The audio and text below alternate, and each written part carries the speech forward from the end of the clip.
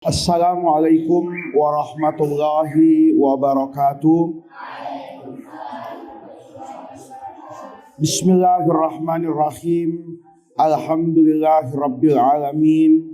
Wassalatu wassalamu ala asyrafil anbiya'i wal mursalin wa ala alihi wa sahbihi ajma'in. Amma ba'du.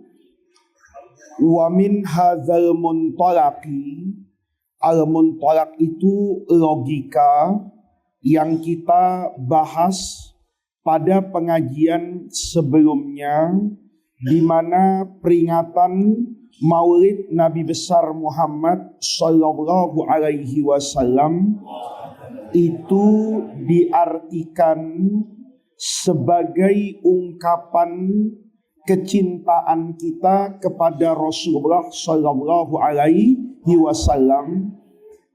Berdasarkan logika tersebut, maka faqadih tamma, ihtamma itu memberi perhatian. Siapa al-ulama, para ulama, bil maulidin nabawi syarif, terkait dengan peringatan kelahiran Rasulullah sallallahu alaihi wasallam.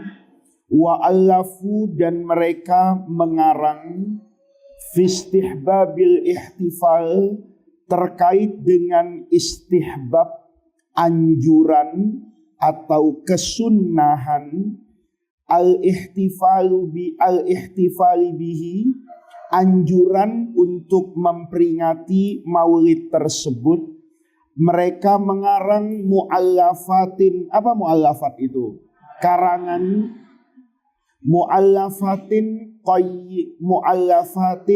qayyimatan, yang mereka mengarang mu'allafat, karangan-karangan qayyimah. Apa qayyimah itu? Yang apa? Apa qayyimah itu? Bahasa Indonesianya apa? Karangan yang istimewa, bernilai. Bayanu, di mana mereka menerangkan atau menjelaskan para ulama fiha, dalam mu'allafat karangan mereka itu, istihbab hadzal amali, kesunnahan al-amal, peringatan tersebut, bil adillati sahihati, dengan dalil-dalil yang sahih, bihaitsu la yabqa, sekiranya nanti la yabqa, tidak akan tersisa, liman al-qasam'a, buat orang yang mau mendengar, wal basara, dan melihat, wal fuad. Apa fuad itu? Tidak akan ada lagi sisa-sisa dari ingkar, pengingkaran, ma apa-apa salakahu itu yang ditempuh, yang dikerjakan oleh jumhurul muslimin, mayoritas kaum muslimin, minal ihtifal, daripada merayakan, bil maulidin nabawi syarif, merayakan maulid atau kelahiran Nabi Muhammad sallallahu alaihi wasallam. Ini yang kita mulai pagi hari ini. Walihada, berdasarkan itu semua, qala al-hafidhus Suyuti, berkata al-imam as-Suyuti. Al-hafidh itu kalau ditulis artinya bukan hafidh Quran, tapi adalah orang yang hafal hadis dengan sanadnya. Itu namanya al-hafidh. Karena dulu di masa lalu, orang hafal Quran itu bukan sesuatu yang istimewa. Hampir semua orang hafal Quran. Maka kemudian ketika ada orang di samping menghafal Quran, kemudian juga menghafal hadis dengan sanadnya, itu diberi gelar al-hafidh. Al-imam as-Suyuti itu berkata, menjelaskan, fi kitabihi, dalam kitab karangan beliau. Ini nama kitabnya, Husnul Maqsadi fi Amali al-Maulid. Itu judul kitab.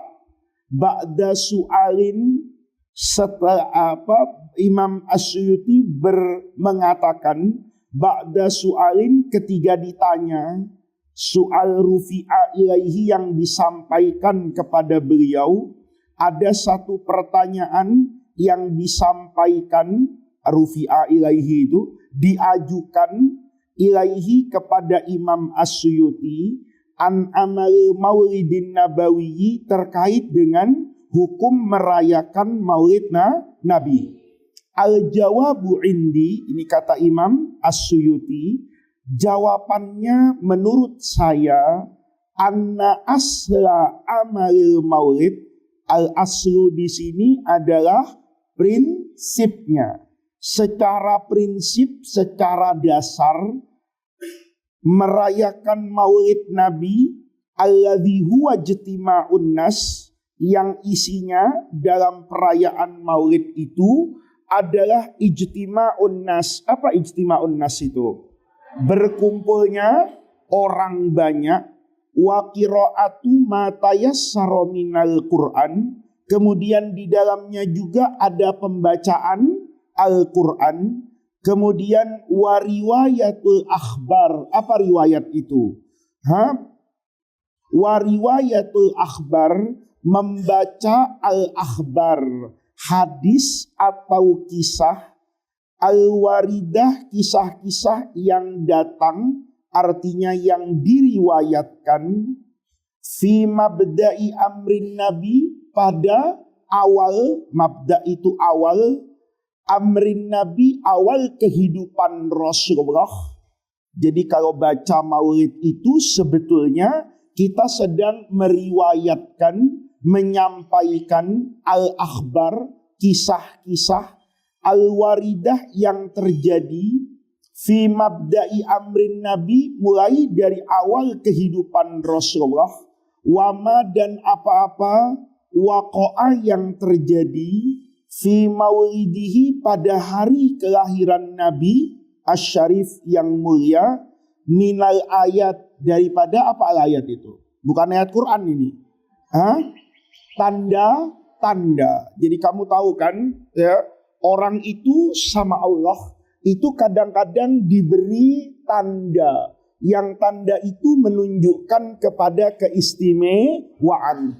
Kalau orang itu orang biasa, artinya bukan nabi, kemudian Allah beri penghormatan ini, punya keistimewaan yang tidak dimiliki oleh orang lain. Misalnya ada orang tangannya itu Allah jadikan apa ini? Tanda.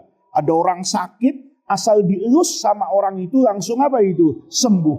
Kalau orang itu bukan nabi, tapi orang itu orang biasa, orang soleh, yang terkenal menjaga sholatnya, menjaga hubungannya dengan Allah, maka keistimewaan itu namanya karomah. Makanya orang dikatakan sohibul karomah. Dia ini punya apa ini? Karomah.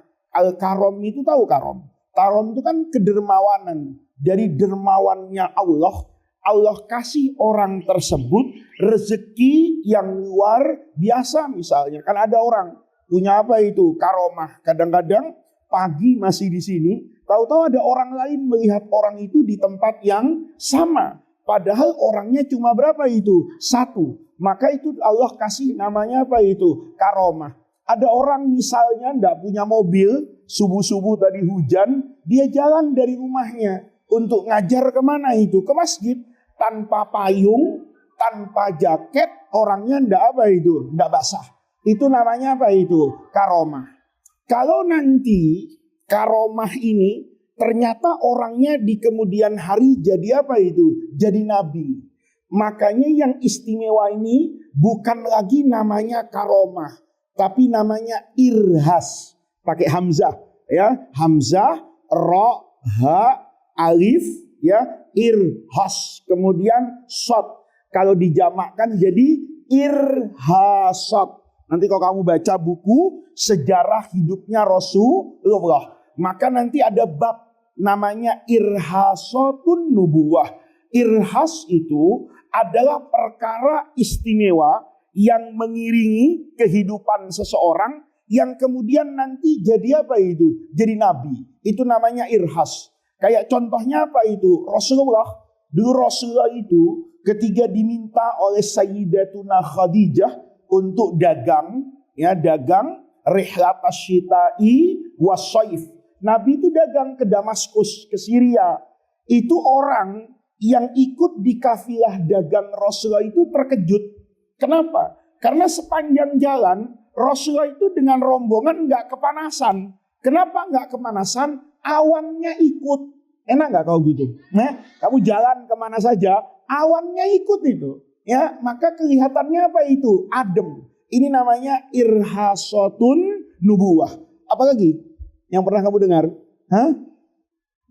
Nabi sebelum jadi nabi itu begitu banyak punya apa itu? Keistimewaan. Nah, istimewa ini sebetulnya sama dengan yang Allah berikan kepada orang soleh tadi. Asal muasalnya adalah karomah. Kalau ternyata orangnya nanti jadi nabi, itu maka tidak lagi disebut karomah, tapi menjadi irhas. Jadi kalau nanti kamu baca dalam buku Irhasatun Nabi Muhammad Sallallahu Alaihi Wasallam, itu kejadian istimewa yang Allah berikan kepada Muhammad sebelum Muhammad ini menjadi nabi dan rasul. Itu namanya irhas. Kalau nanti orangnya sudah jadi apa ini? Nabi kayak Rasulullah itu, kemudian Allah kasih begitu banyak apa itu? Mukjizat. Misalnya bisa membelah bulan, misalnya dari tangan Rasulullah itu keluar air misalnya. Misalnya makanan yang diudahi oleh Rasulullah itu jadi apa itu? Jadi banyak. Jadi anak-anakku itu dulu ada tradisi. Tradisi itu adalah memakan, meminum, mengambil sesuatu bekas orang apa itu? Soleh. Itu bukan khurafat, anak-anakku. Itu bukan perdukunan. Dulu sahabat itu pun tahu kalau Rasulullah itu adalah manusia yang istimewa. Maka semua yang nempel pada diri Rasulullah itu menjadi apa itu? Istimewa. Dulu sahabat Jabir misalnya, itu melihat dengan mata kepalanya sendiri. Jadi Rasulullah itu pada satu masa Nabi itu ya lapar. Begitu Nabi lapar, Nabi ngelihat teman-temannya Rasulullah itu juga banyak yang apa itu? Yang lapar. Maka Jabir itu mengambil inisiatif. Ini kayaknya Rasulullah itu apa itu? Lapar. Karena Rasulullah lapar, Jabir itu pulang ke rumah. Cerita sama siapa itu? Istrinya. Bilang, Rasulullah itu kayaknya lapar. Gimana kalau kamu masak? Nanti kita undang Rasulullah. Maka istrinya Jabir itu senang. Maka dia masak itu. Ada punya gandum, ya. Kemudian gandumnya dikasih air, dijadikan adonan, kemudian dipanggang jadi apa itu? Roti. Habis jadi roti, kemudian kalau sekarang mungkin kari, bikin sayur dari daging, ada yang kental, nanti rotinya dimasukkan, dicelup-celup gitu, dimakan. Maka kemudian istrinya bilang sama Jabir ini, suamiku ini udah jadi nih masakan, ya, undang Rasulullah, jangan cuma Nabi, ajak teman-temannya, ajak siapa namamu? Aska, ajak Umar, ajak Aska nih temannya Nabi nih, siapa namamu?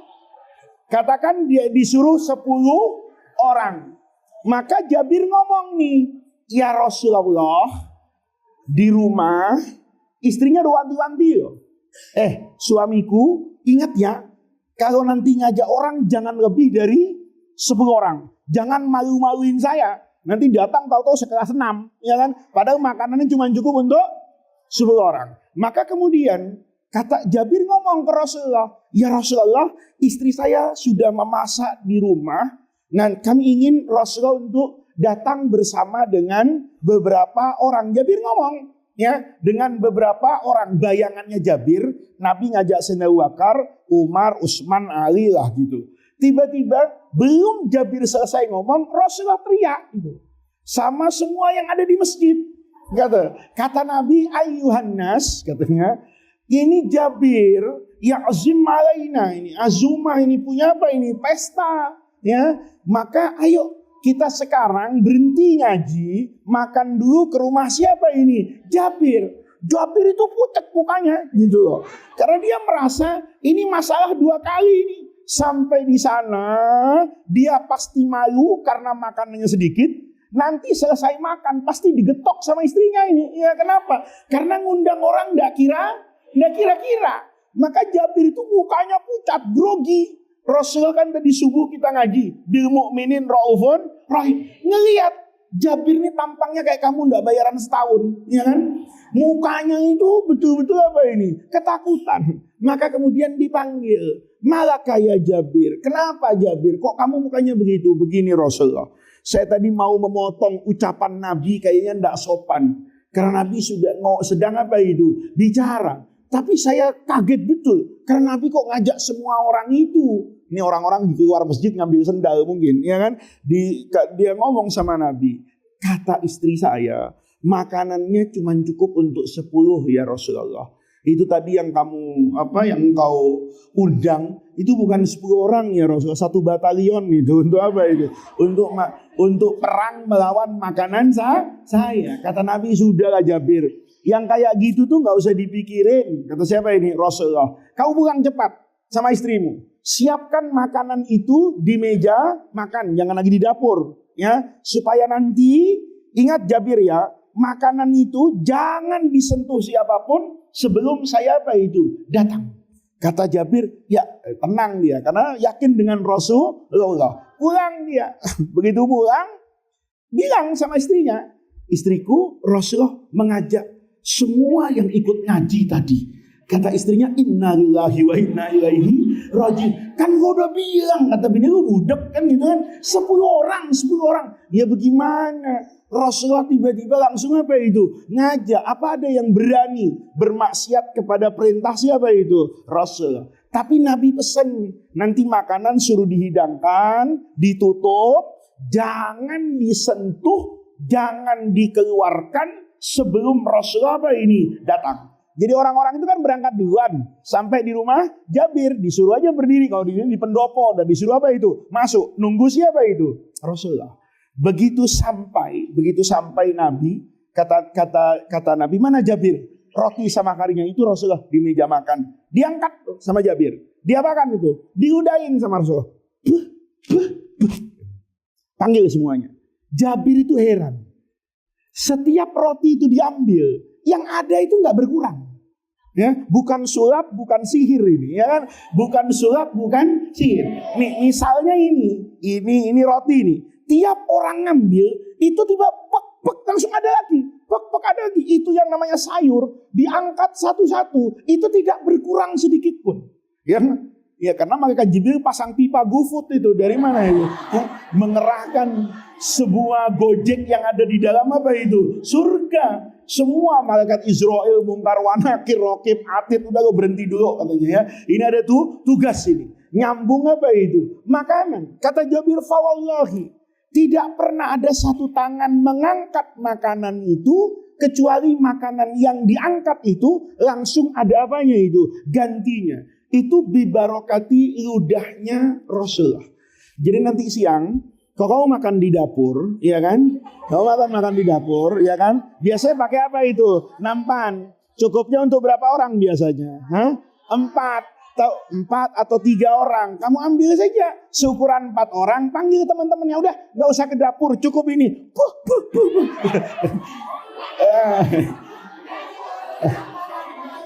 Kira-kira mau nggak? Kata kamu najis gua makan begitu kan? Tapi anak-anakku, itu namanya mukjizatnya siapa itu?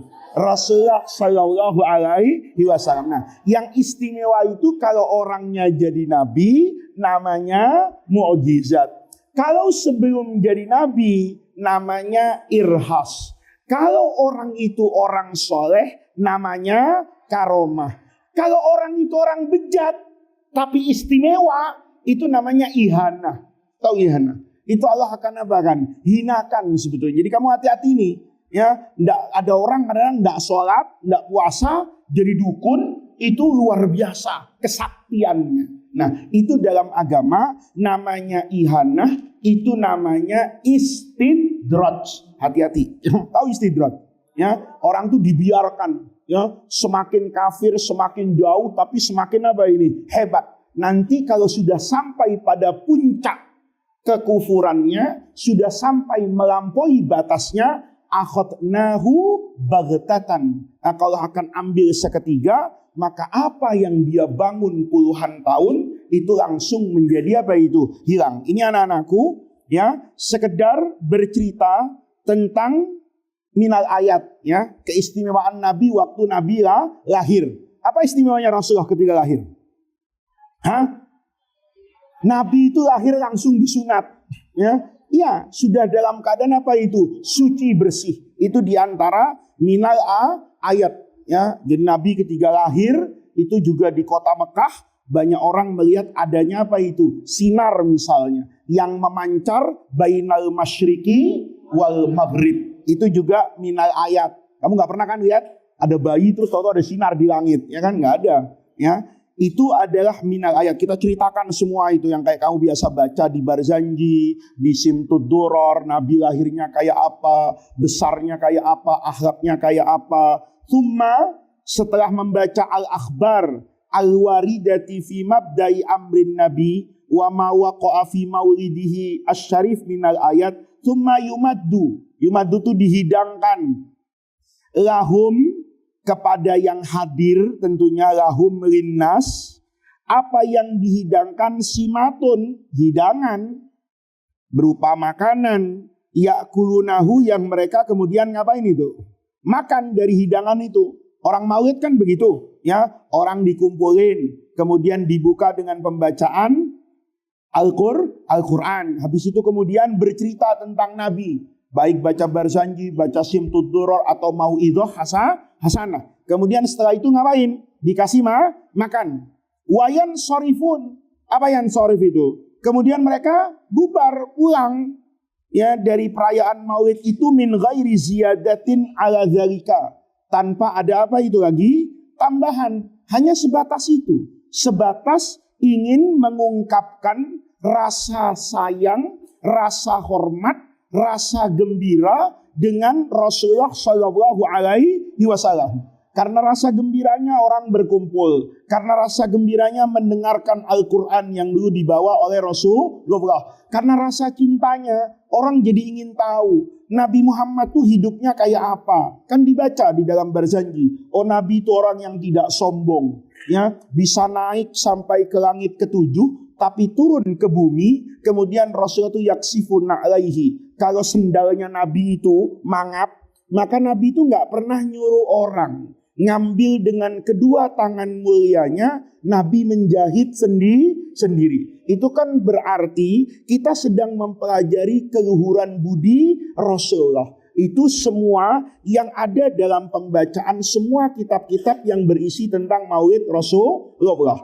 Kemudian setelah itu orang dikasih makan. Orang dikasih makan itu karena apa? Karena ungkapan kan, orang yang membuat acara Maulid itu senang. Orang berkumpul mendengarkan kisah Nabi, kemudian mendengarkan kisah-kisah heroik, tahu sifat Rasulullah, mereka saking gembiranya orang dikasih makan, dikasih minum. Habis itu apa? Bubar. Ya.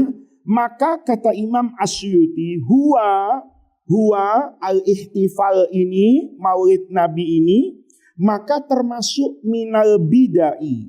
Bid'ah itu jamak dari bid'ah. Ini makanya anak-anakku saya kasih tulisan kayak gini supaya anak-anakku kelak itu bisa jadi ulama yang mengerti tentang hukum.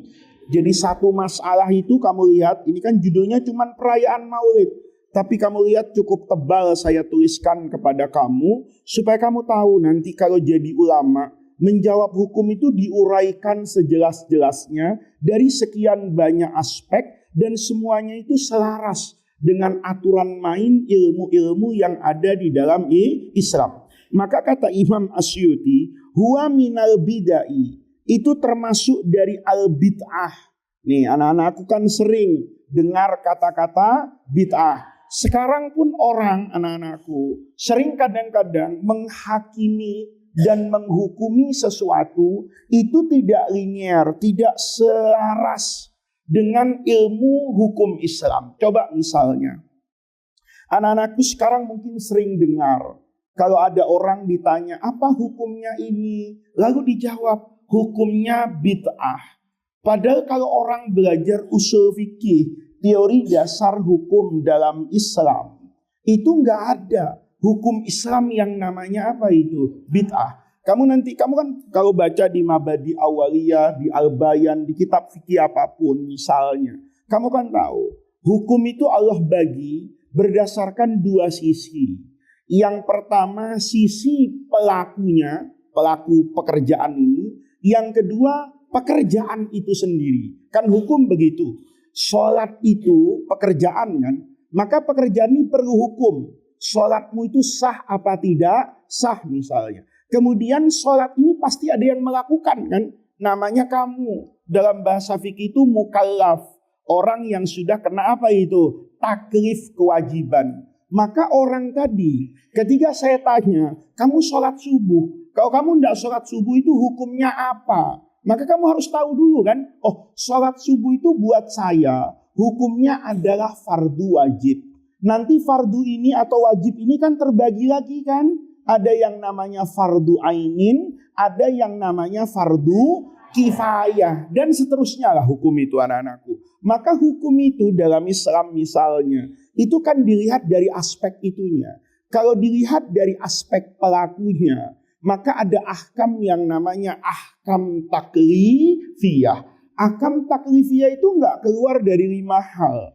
Yang pertama wajib, kemudian sunnah, kemudian mubah, kemudian makruh, kemudian haram. Ini namanya ahkam taklifiyah. Semua yang terjadi di dunia ini, hukumnya ya cuma 5 ini.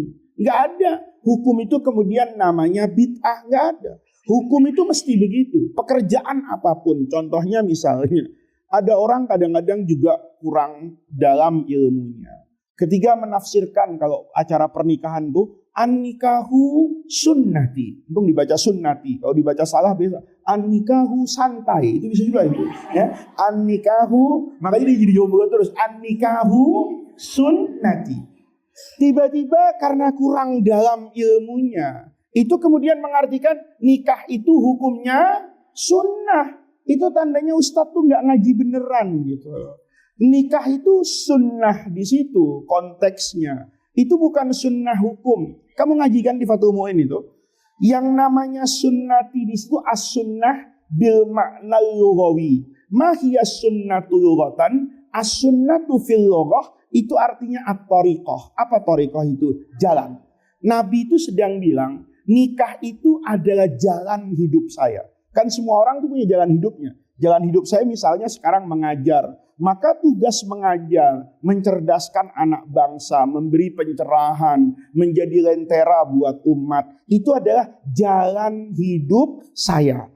Maka kamu lihat kehidupan saya itu tidak lepas dari mengajar, belajar, membaca, ya mungkin juga dibaca hidup saya. Nah itu namanya jalan hidup. Ada orang jalan hidupnya itu mewah, ada orang jalan hidupnya sederhana misalnya. Itu jalan hidup. Kata Nabi, di antara jalan hidup saya, kan itu kan hadisnya panjang anak-anakku. Itu kan Rasulullah masuk ke rumah. Di rumah itu ada banyak perempuan yang sholihah, teman-temannya Ummul Mukminin Aisyah. Mereka sedang ingin tanya, nah wahai Aisyah, Nabi itu hidupnya gimana? Maka Aisyah cerita, Nabi begini, mereka juga cerita. Begitu Nabinya masuk, dia tanya sama Ummul Mukminin, wahai istriku, siapa ini? Oh ini Rasulullah teman saya. Yang ini tidak pernah tidur, sholat terus. Yang ini tidak pernah makan, puasa terus. Mendengar itu Nabi bilang, loh salah. La in kuntu la'atqan nasi billahi wa akhsyahum. Saya ini orang yang paling bertakwa kepada Allah. Saya ini orang yang paling takut kepada Allah. Tapi setakut-takutnya saya kepada Allah, sehusuk-husuknya saya ibadah, saya sholat, tapi saya juga tidur. Saya puasa, tapi juga saya makan. Disebut ini unsur kemanusiaan. Bahkan lebih dari itu, wa atazawwajun nisa. Bahkan saya juga itu punya nafsu kepada siapa itu? Perempuan. Nanti Nabi cerita, wa atazawwajun nikah, wan nikahu sunnati. Nanti kamu kalau nanti jadi setelah tamat Darrahman, ya, kamu jadi orang yang ilmunya lebih luas lagi. nanti kamu dapatkan, ini mungkin karena kita banyak sekali anak-anakku. Maulid itu cuman menjadi rutinitas. Tahu rutinitas? Ya, bikin acara, kemudian baca, ya Nabi, salam alaika. Saudara-saudara, ayo kita cinta Nabi. Maulid ini mendatangkan keberkahan. Billahi taufiq wal hidayah. Assalamualaikum. Makan nasi kebuli, cium tangan Kiai Habib, pulang. Ya, nanti tahun depan gitu lagi ceramahnya. Ya, baca Simtud Durar, baca Quran. Kita ini junjungan kita Rasulullah, kita peringati Maulid. Yang tidak suka Maulid nanti sakit perut benar. Billahi taufiq wal hidayah. Selesai, dapat amplop, pulang. Yang kayak gitu baik nggak? Baik anak-anakku. Tapi ibarat orang itu cuma jalan di tempat. Kamu jalan di tempat pernah nggak? Maju nggak?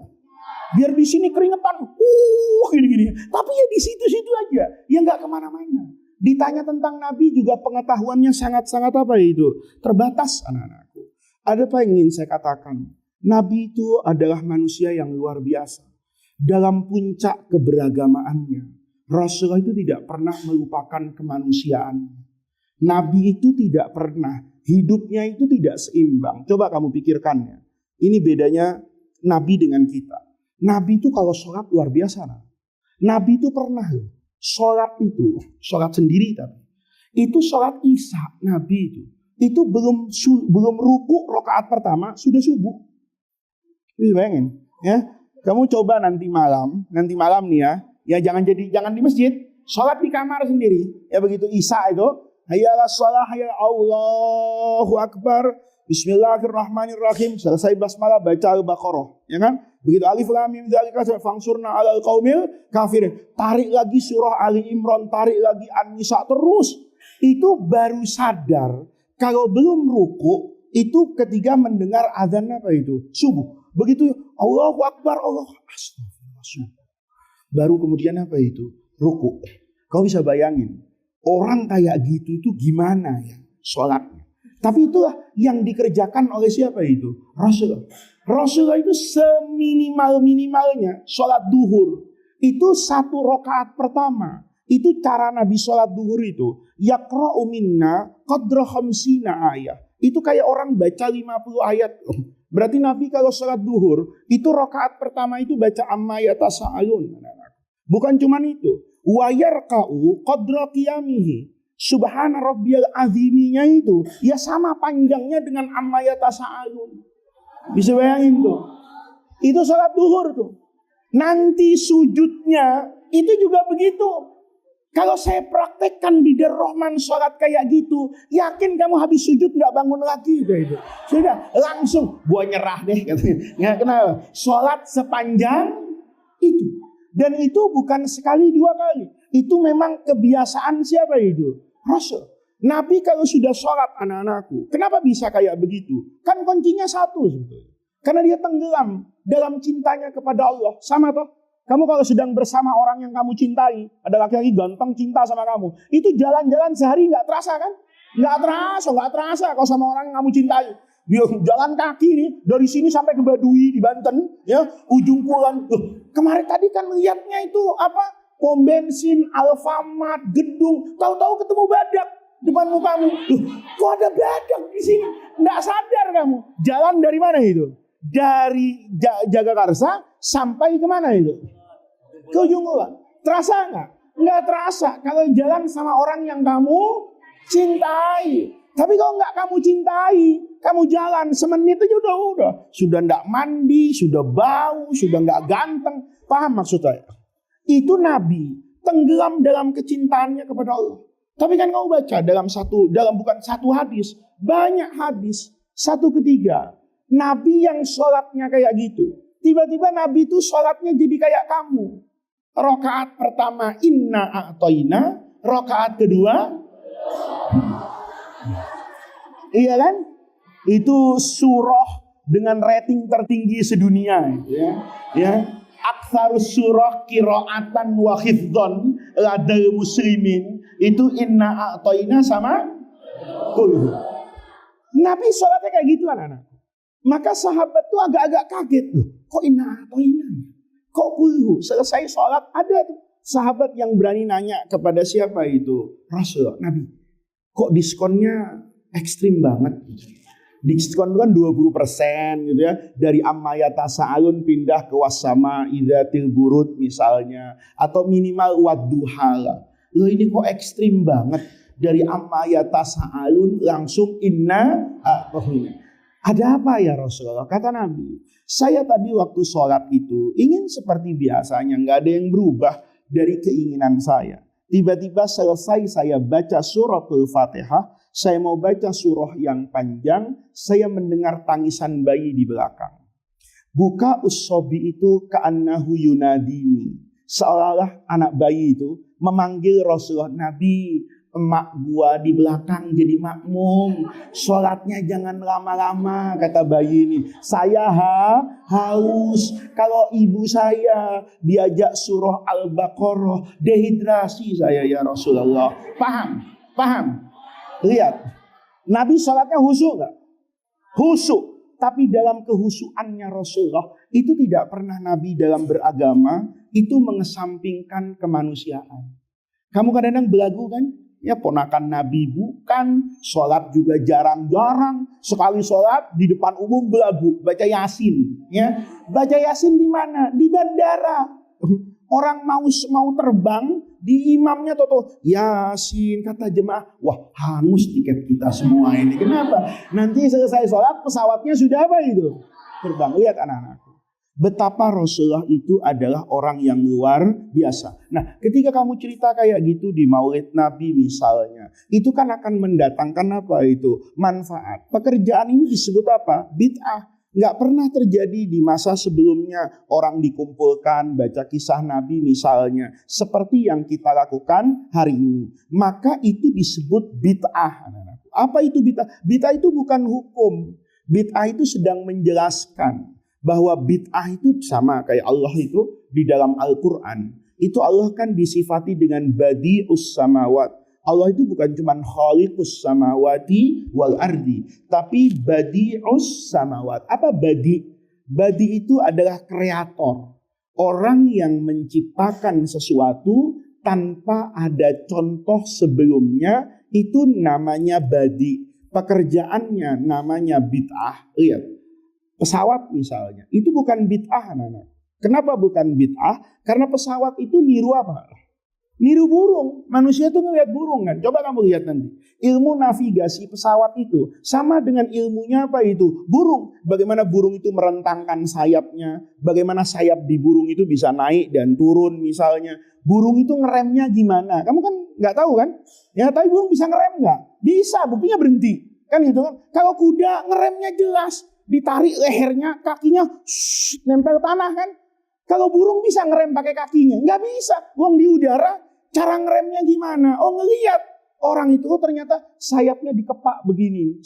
Maka dia menahan apa itu? Angin. Kalau mau turun merendahkan tuh, sayapnya dikepakkan ke bawah. Maka burungnya akan apa itu? Turun. Dari situ manusia kemudian menciptakan apa itu? Pesawat. Maka pesawat itu bukan bid'ah. Karena pesawat itu nyontoh burung, robot misalnya. Bentuk dasarnya pasti mirip orang. Kamu lihat pernah robot kan? Ada kakinya, ada tangannya, ada kepalanya. Padahal saya pikir-pikir, apa pentingnya kepala buat robot? Ya kan? Robot perlu ada kepalanya. Enggak, kalau kamu nggak ada kepalanya serem gitu. Kamu terus kepalanya nggak ada gitu. Tapi otaknya ada, dimasukin sama lo di ketek sini misalnya. Ini otak misalnya, terus matamu ditaruh di sini misalnya. Kan bisa saja toh fungsi indrawinya. Tapi bentukmu jadi apa itu? Serem. Kalau robot sebetulnya dengan kreativitas manusia nggak ada kepala, tapi manusia nggak bisa karena dia merasa oh nggak indah kalau nggak ada apanya itu. Kepalanya, padahal kan isinya mesin kan. Itu semuanya bisa tanpa itu, tapi itu namanya bid'ah. Jadi di sini kata Imam Suyuti, perayaan Maulid yang isinya baik-baik kayak tadi, itu minal bid'ah sebetulnya. Betul, itu barang baru. Nggak pernah ada di zaman Nabi, itu orang kumpul-kumpul kayak kita, dikumpulkan di masjid, baca Quran, kemudian baca sholawat bareng-bareng, habis itu makan sama-sama, seperti perayaan. Itu betul, itu bid'ah. Tapi bid'ah itu tidak selamanya hukumnya haram. Kayak kamu sekarang ngaji sama saya, ini kan bid'ah. Ya, kamu pakai seragam, bid'ah. Kamu ngaji itu ada tingkatannya. Ada madrasah ibtidaiyah misalnya, ada sanawiyah, ada aliyah, ada pelajaran tafsir, hadis. Memang ada di zaman Nabi. Nggak ada. Pernah dengar? Ada Nabi ngajar tafsir, ngaji ngabar hadis, Nabi ngajar fikih? Nggak ada. Nah, itu sebenarnya anak-anakku, semuanya adalah apa itu? Bid'ah. Tapi bid'ah yang apa? Lihat kata Imam Suyuti. Minal bid'ahil hasanati. Itu pekerjaan baru, tetapi al-hasanati yang mengandung kebaikan. Karena dia mengandung kebaikan, allati yusabu 'alaiha shahibuha, yang akan mendapatkan siapa? Pahala. Siapa shahibuha? Pelakunya. Orang yang merayakan Maulid itu betul dia melakukan perbuatan yang bid'ah baru, tidak ada di zaman Nabi, tetapi substansi dan isinya itu sama dengan apa yang dahulu dikerjakan di masa Nabi, tetapi dalam bentuk yang berbeda. Nah, makanya anak-anakku, dulu orang merayakan Maulid itu di zaman Nabi kan sama. Misalnya, sahabat yang senior itu cerita sama sahabat yang junior. Ada sahabat yang baru masuk Islam misalnya. Kemudian beberapa tahun Rasulullah kemudian sudah wafat. Atau anak-anaknya sahabat.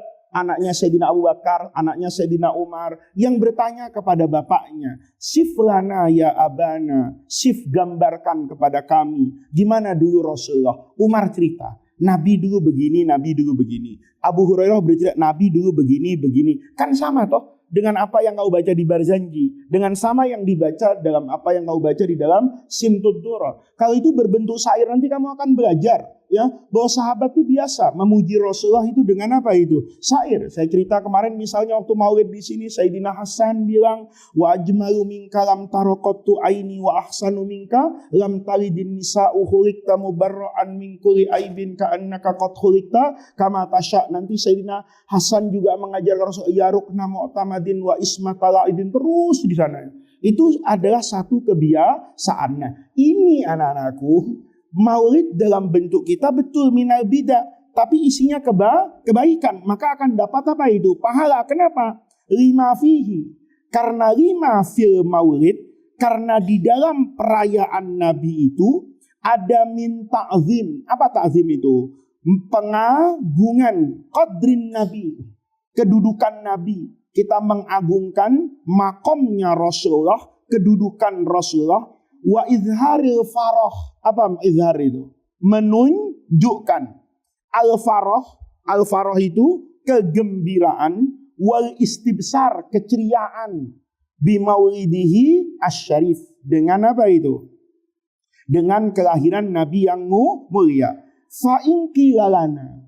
Apabila dikatakan kepada kita, lana lamu. Kita ini tidak tahu. Li'amalil maulidi, kita tidak pernah tahu untuk perayaan maulid ini dalilan. Apa dalil? Dalil fil Qur'ani was sunnati.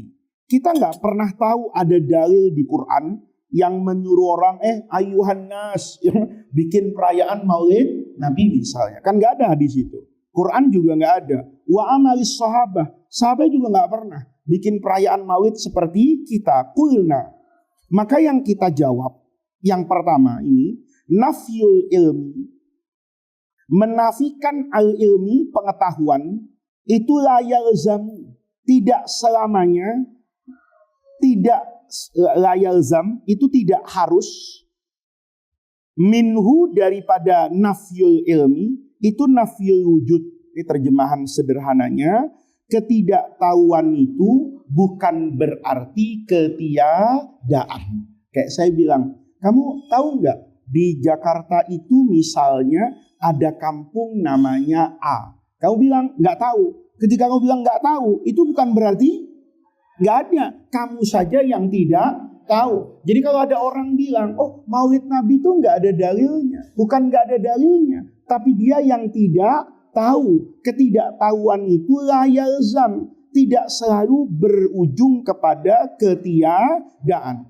Bal hunaka, akan tetapi di sana dalam perayaan Maulid itu ada asyaratun. Apa asyarat itu? Puluhan. Jadi orang Arab begitu. Kalau asyarun itu kan 10. Maka kemudian kalau puluhan tinggal dijamakkan. Asyarat, ratusan misalnya. Mi'atun jadi mi'at. Kalau ribuan, alfun jadi uluf gitu ya. Ad-dalilul awal. Ini dalil yang pertama. Qala Sayyidi Syaikh, ini berkata seorang alim besar dulu di Mekah, Syekh Muhammad bin Alawi Al-Maliki, kata beliau, dalil yang pertama, inna awwalal muhtafirina, sesungguhnya orang yang pertama kali al-muhtafirin merayakan bil maulid dengan maulid huwan nabiyyu sallallahu alaihi wasallam nafsuhu. Orang yang pertama kali merayakan maulid Nabi itu sebetulnya adalah Nabi sendiri. Kama rawahul imamu muslimun, seperti yang diriwayatkan oleh Imam Muslim, bisanadi tentu dengan sanad hadisnya, annahu sallallahu alaihi wasallam, Nabi itu ditanya, an siyami yaumil itsnain, kayak kamu kemarin misalnya hari Senin, ada yang sedang berpuasa. Nabi kan dulu pertama kali berpuasa hari Senin. Maka sahabat nanya, Nabi, kok puasanya hari Senin tidak hari Selasa misalnya? Kok puasanya hari Senin bukan hari Ahad? Maka Nabi jawab, faqala, dzaka yaumun. Saya puasa hari Senin itu karena dzaka yaumun, hari Senin itu wulidtu fihi, saya dilahirkan. Fahadha nassun sharih, maka ini merupakan nas. Ya, nas itu kalau belajar ilmu ushul fikih itu adalah dalil yang pasti, yang la yahtamilu at-ta'wil. Kayak misalnya saya ngomong satu, maka satu itu pasti bukan dua dan pasti juga bukan tiga. Tapi kan nanti ada kata-kata dalam bahasa Arab itu yang tidak bisa diartikan secara jelas. Karena dia mungkin kata ambigu. Itu banyak contohnya. Kayak sering kasih saya contoh sama kamu itu. Kayak saya ngomong misalnya, apa itu? Roma. Ya, saya nulis kata-kata Roma. Maka Roma itu artinya kan banyak. Bisa jadi ibu kota Italia, bisa jadi juga biskuit. Kalau saya nulis misalnya nih, bukan pelajaran apa-apa. Saya datang di sini, ada papan tulis. Saya tulis Roma. Terus saya tanya sama Umar, Roma nama apa? Dia mungkin jawab misalnya, oh Roma ini nama biskuit. Gitu. Saya malah, ya, kayak nantangin saya ini orang. Kenapa? Kok pelajaran ilmu bumi, saya tulis Roma disebut nama biskuit. Tapi sebetulnya kalau saya marahin dia juga bisa tanya, apa salah gua ya? Katanya. Roma kan memang nama biskuit. Sebaliknya toh, ketika ada orang yang suka traveling gitu, Roma, saya bilang, ambilin Roma ya. Kata dia, bagaimana caranya Ustaz? Diambilin Roma, saya bilang. Saya mau makan. Hah, Ustaz mau makan Roma? Memang Roma kenapa? Bukan Roma itu ibu kota Italia misalnya. Ya kan? Nah, itu namanya kata ambigu. Nanti Roma itu, kalau saya sedang ada di Indomaret, maka Roma itu diartikan sebagai biskuit. Itu namanya dhohir. Pernah dengar kamu ya? Ada yang namanya nas. Kalau namanya nasun itu adalah dalil yang pasti. La yahtamilu ta'wil, yang tidak bisa diapakan itu? Ditakwil. Sharih yang sangat jelas fi masyru'iyati, terkait dengan disyariatkannya, dibolehkannya, diperintahkannya al-ihtifal, merayakan maulid Nabi Muhammad sallallahu alaihi wasallam. Jadi Nabi sebetulnya puasa hari Senin itu dalam rangka memperingati hari kelahiran. Karena jelas ditanya, kenapa Nabi kok puasanya hari Senin? Dzaka yaumun wulidtu fihi. Berarti setiap hari Senin Nabi itu sedang merayakan apa itu? Maulidnya. Nanti kamu mungkin bertanya, tapi Nabi merayakannya dengan puasa. Kita merayakannya dengan kumpul-kumpul, makan-makan. Nanti ada penjelasan di belakang. Tetapi secara prinsip berarti Nabi itu memberi perhatian kepada hari kelahirannya. Buktinya Nabi selalu berpuasa pada hari Senin. Ketika ditanya alasannya, karena hari itu saya diapakan itu? Dilahirkan. Wahunaka, kamu lihat nih. Wahunaka, dan di sana hari ini misalnya, man, ada orang, asya'a yusyi'u, yang menyebarkan al-isya'at itu ya berita-berita, apa kata sekarang itu hoax, ya. Itu bahasa Arabnya Asya'a yusyi'u al-isya'ah. Kalau isya'ah itu nggak bagus. Ya, lain dengan adza'a yudhi'u idza'ah. Kalau adza'a yudhi'u itu menyebarkan sesuatu yang bersifat apa itu? Positif.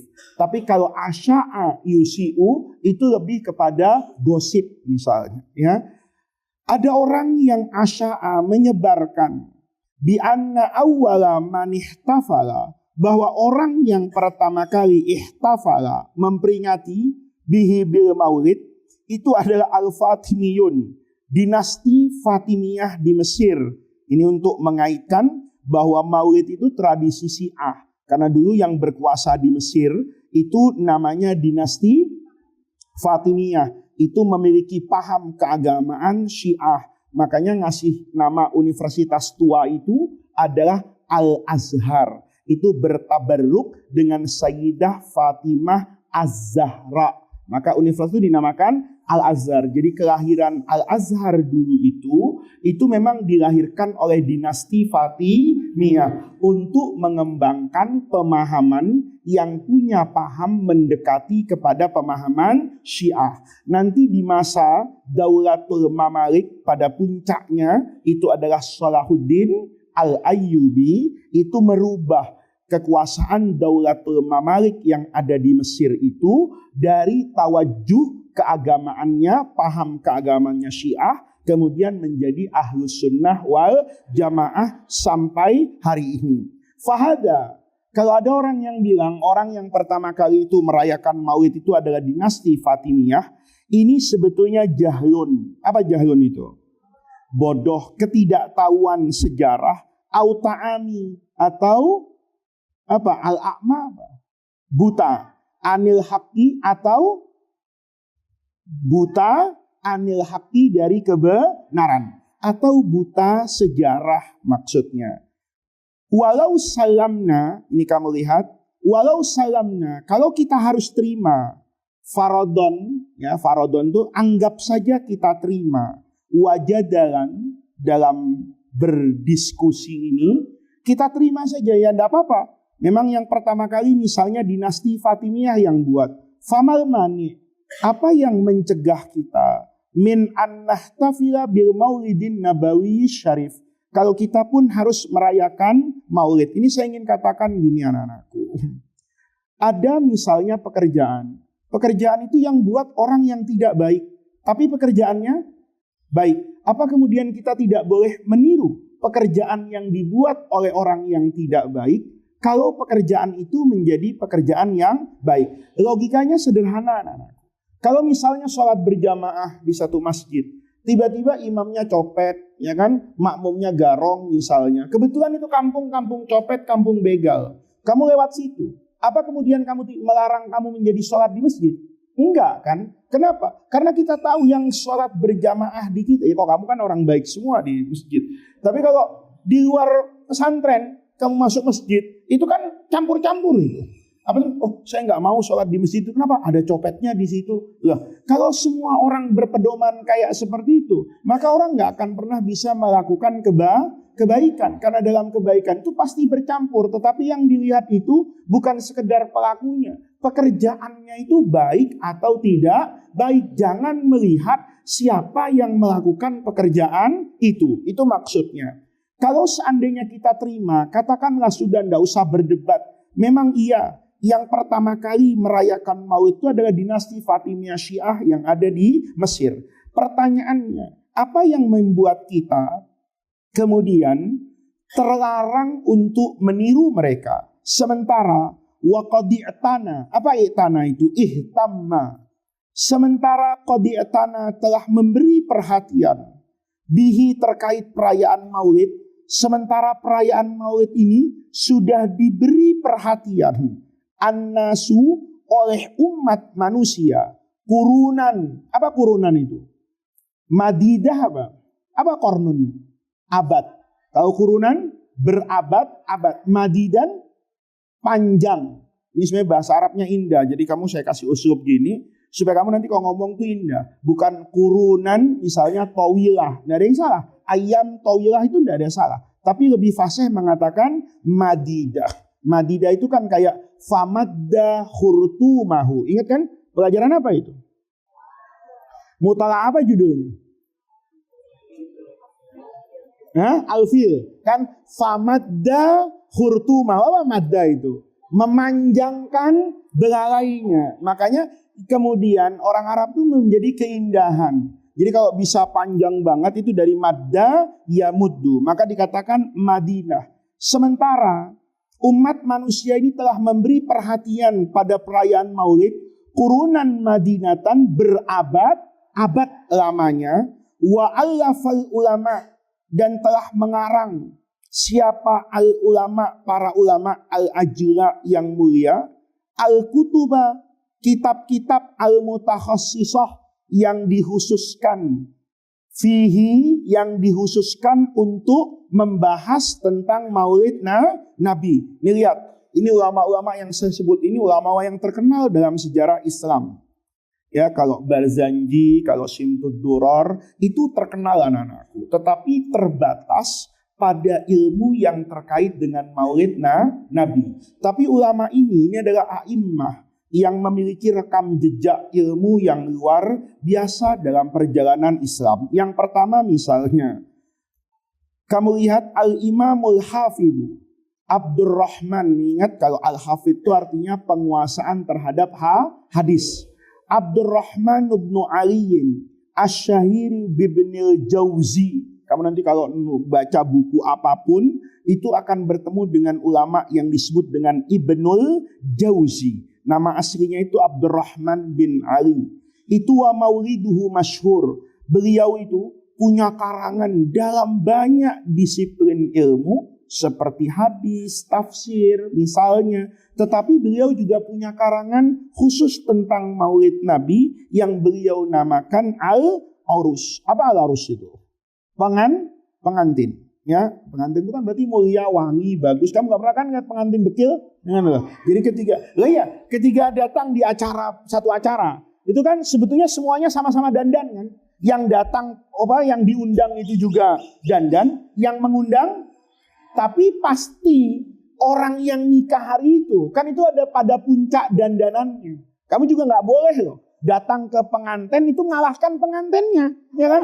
Terus kamu jahit baju, yang baju itu mengalahkan bajunya pengantin. Ya nggak boleh, karena hari itu yang harus menjadi pusat perhatian adalah pengantin. Makanya ketika beliau tulis Al-Arus, itu seakan-akan Nabi itu ketika digambarkan seperti pengantin laki-laki ya, yang diadakan di satu acara, maka pengantin laki-laki itu biasanya yang paling bersih bajunya, paling bagus, paling wangi, kan gitu kan, menjadi pusat perhatian. Itu sebabnya diberi nama beliau kitab Maulid, itu namanya Al-Arus. Wa minhum, anak-anakku, Syaikhul Qurra, ini ahli qiraat. Syaikhul Qurra, guru dari para qori, wa imamul qiraat, sekaligus imam dalam ilmu qiraat. Qiraat yang mutawatirah dari Rasulullah fi asrihi. Juga al-muhaddisu, sekaligus ahli hadis. Abu Khairi Samsuddin Muhammad bin Abdullah al-Jazari asy-Syafi'i. Ini ulama yang ahli qiraat. Lahu maulidun masyhur sammahu urfut ta'rif bil maulidi asy-syarif. Wa minhum al-imamul muhaddis Umar bin Ali bin Muhammad al-ma'ruf bibni Dahiyah al-Kalbi.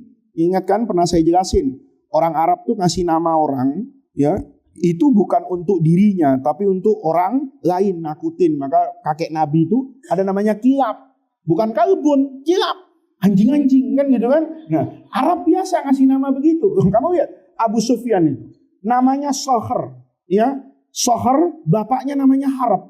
Soher itu batu karang.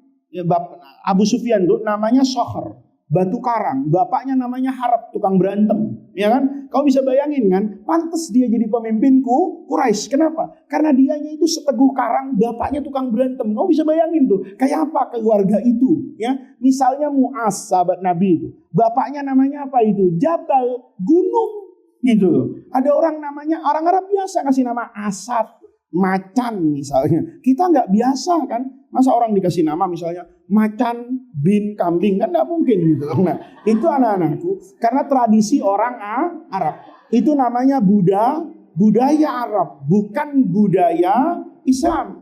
Kalau budaya Islam dirubah itu. Makanya Nabi Muhammad itu diberi keistimewaan sama Allah.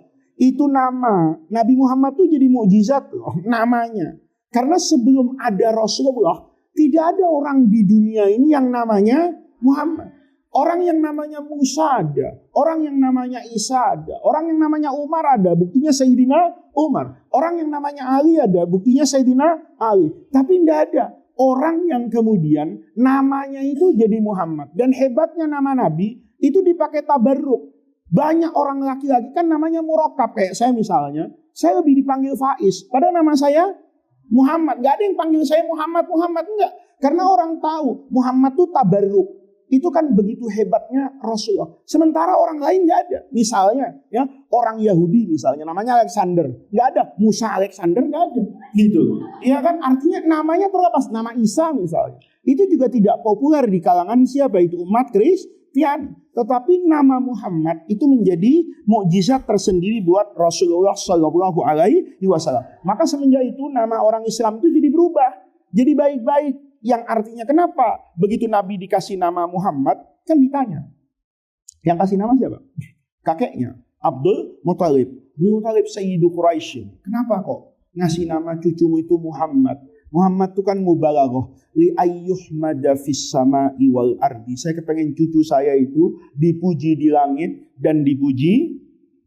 Makanya itu kan dalam syair itu fadul arsi mahmudun wa hadza Muhammadun. Karena yang Allah yang pemilik arsy itu selalu mahmud dipuji-puji, wahada dan kekasihnya itu namanya menjadi Muhammad. Nah di situ anak-anakku itu nama orang Arab setelah Islam. Jadi bagus-bagus tuh. Ahsinu asma'akum wa asma'a abaikum fa innakum yaumal qiyamati tud'auna bi asma'ikum wa asma'i abaikum. Jadi kamu alhamdulillah kan namanya orang sekarang tuh bagus-bagus.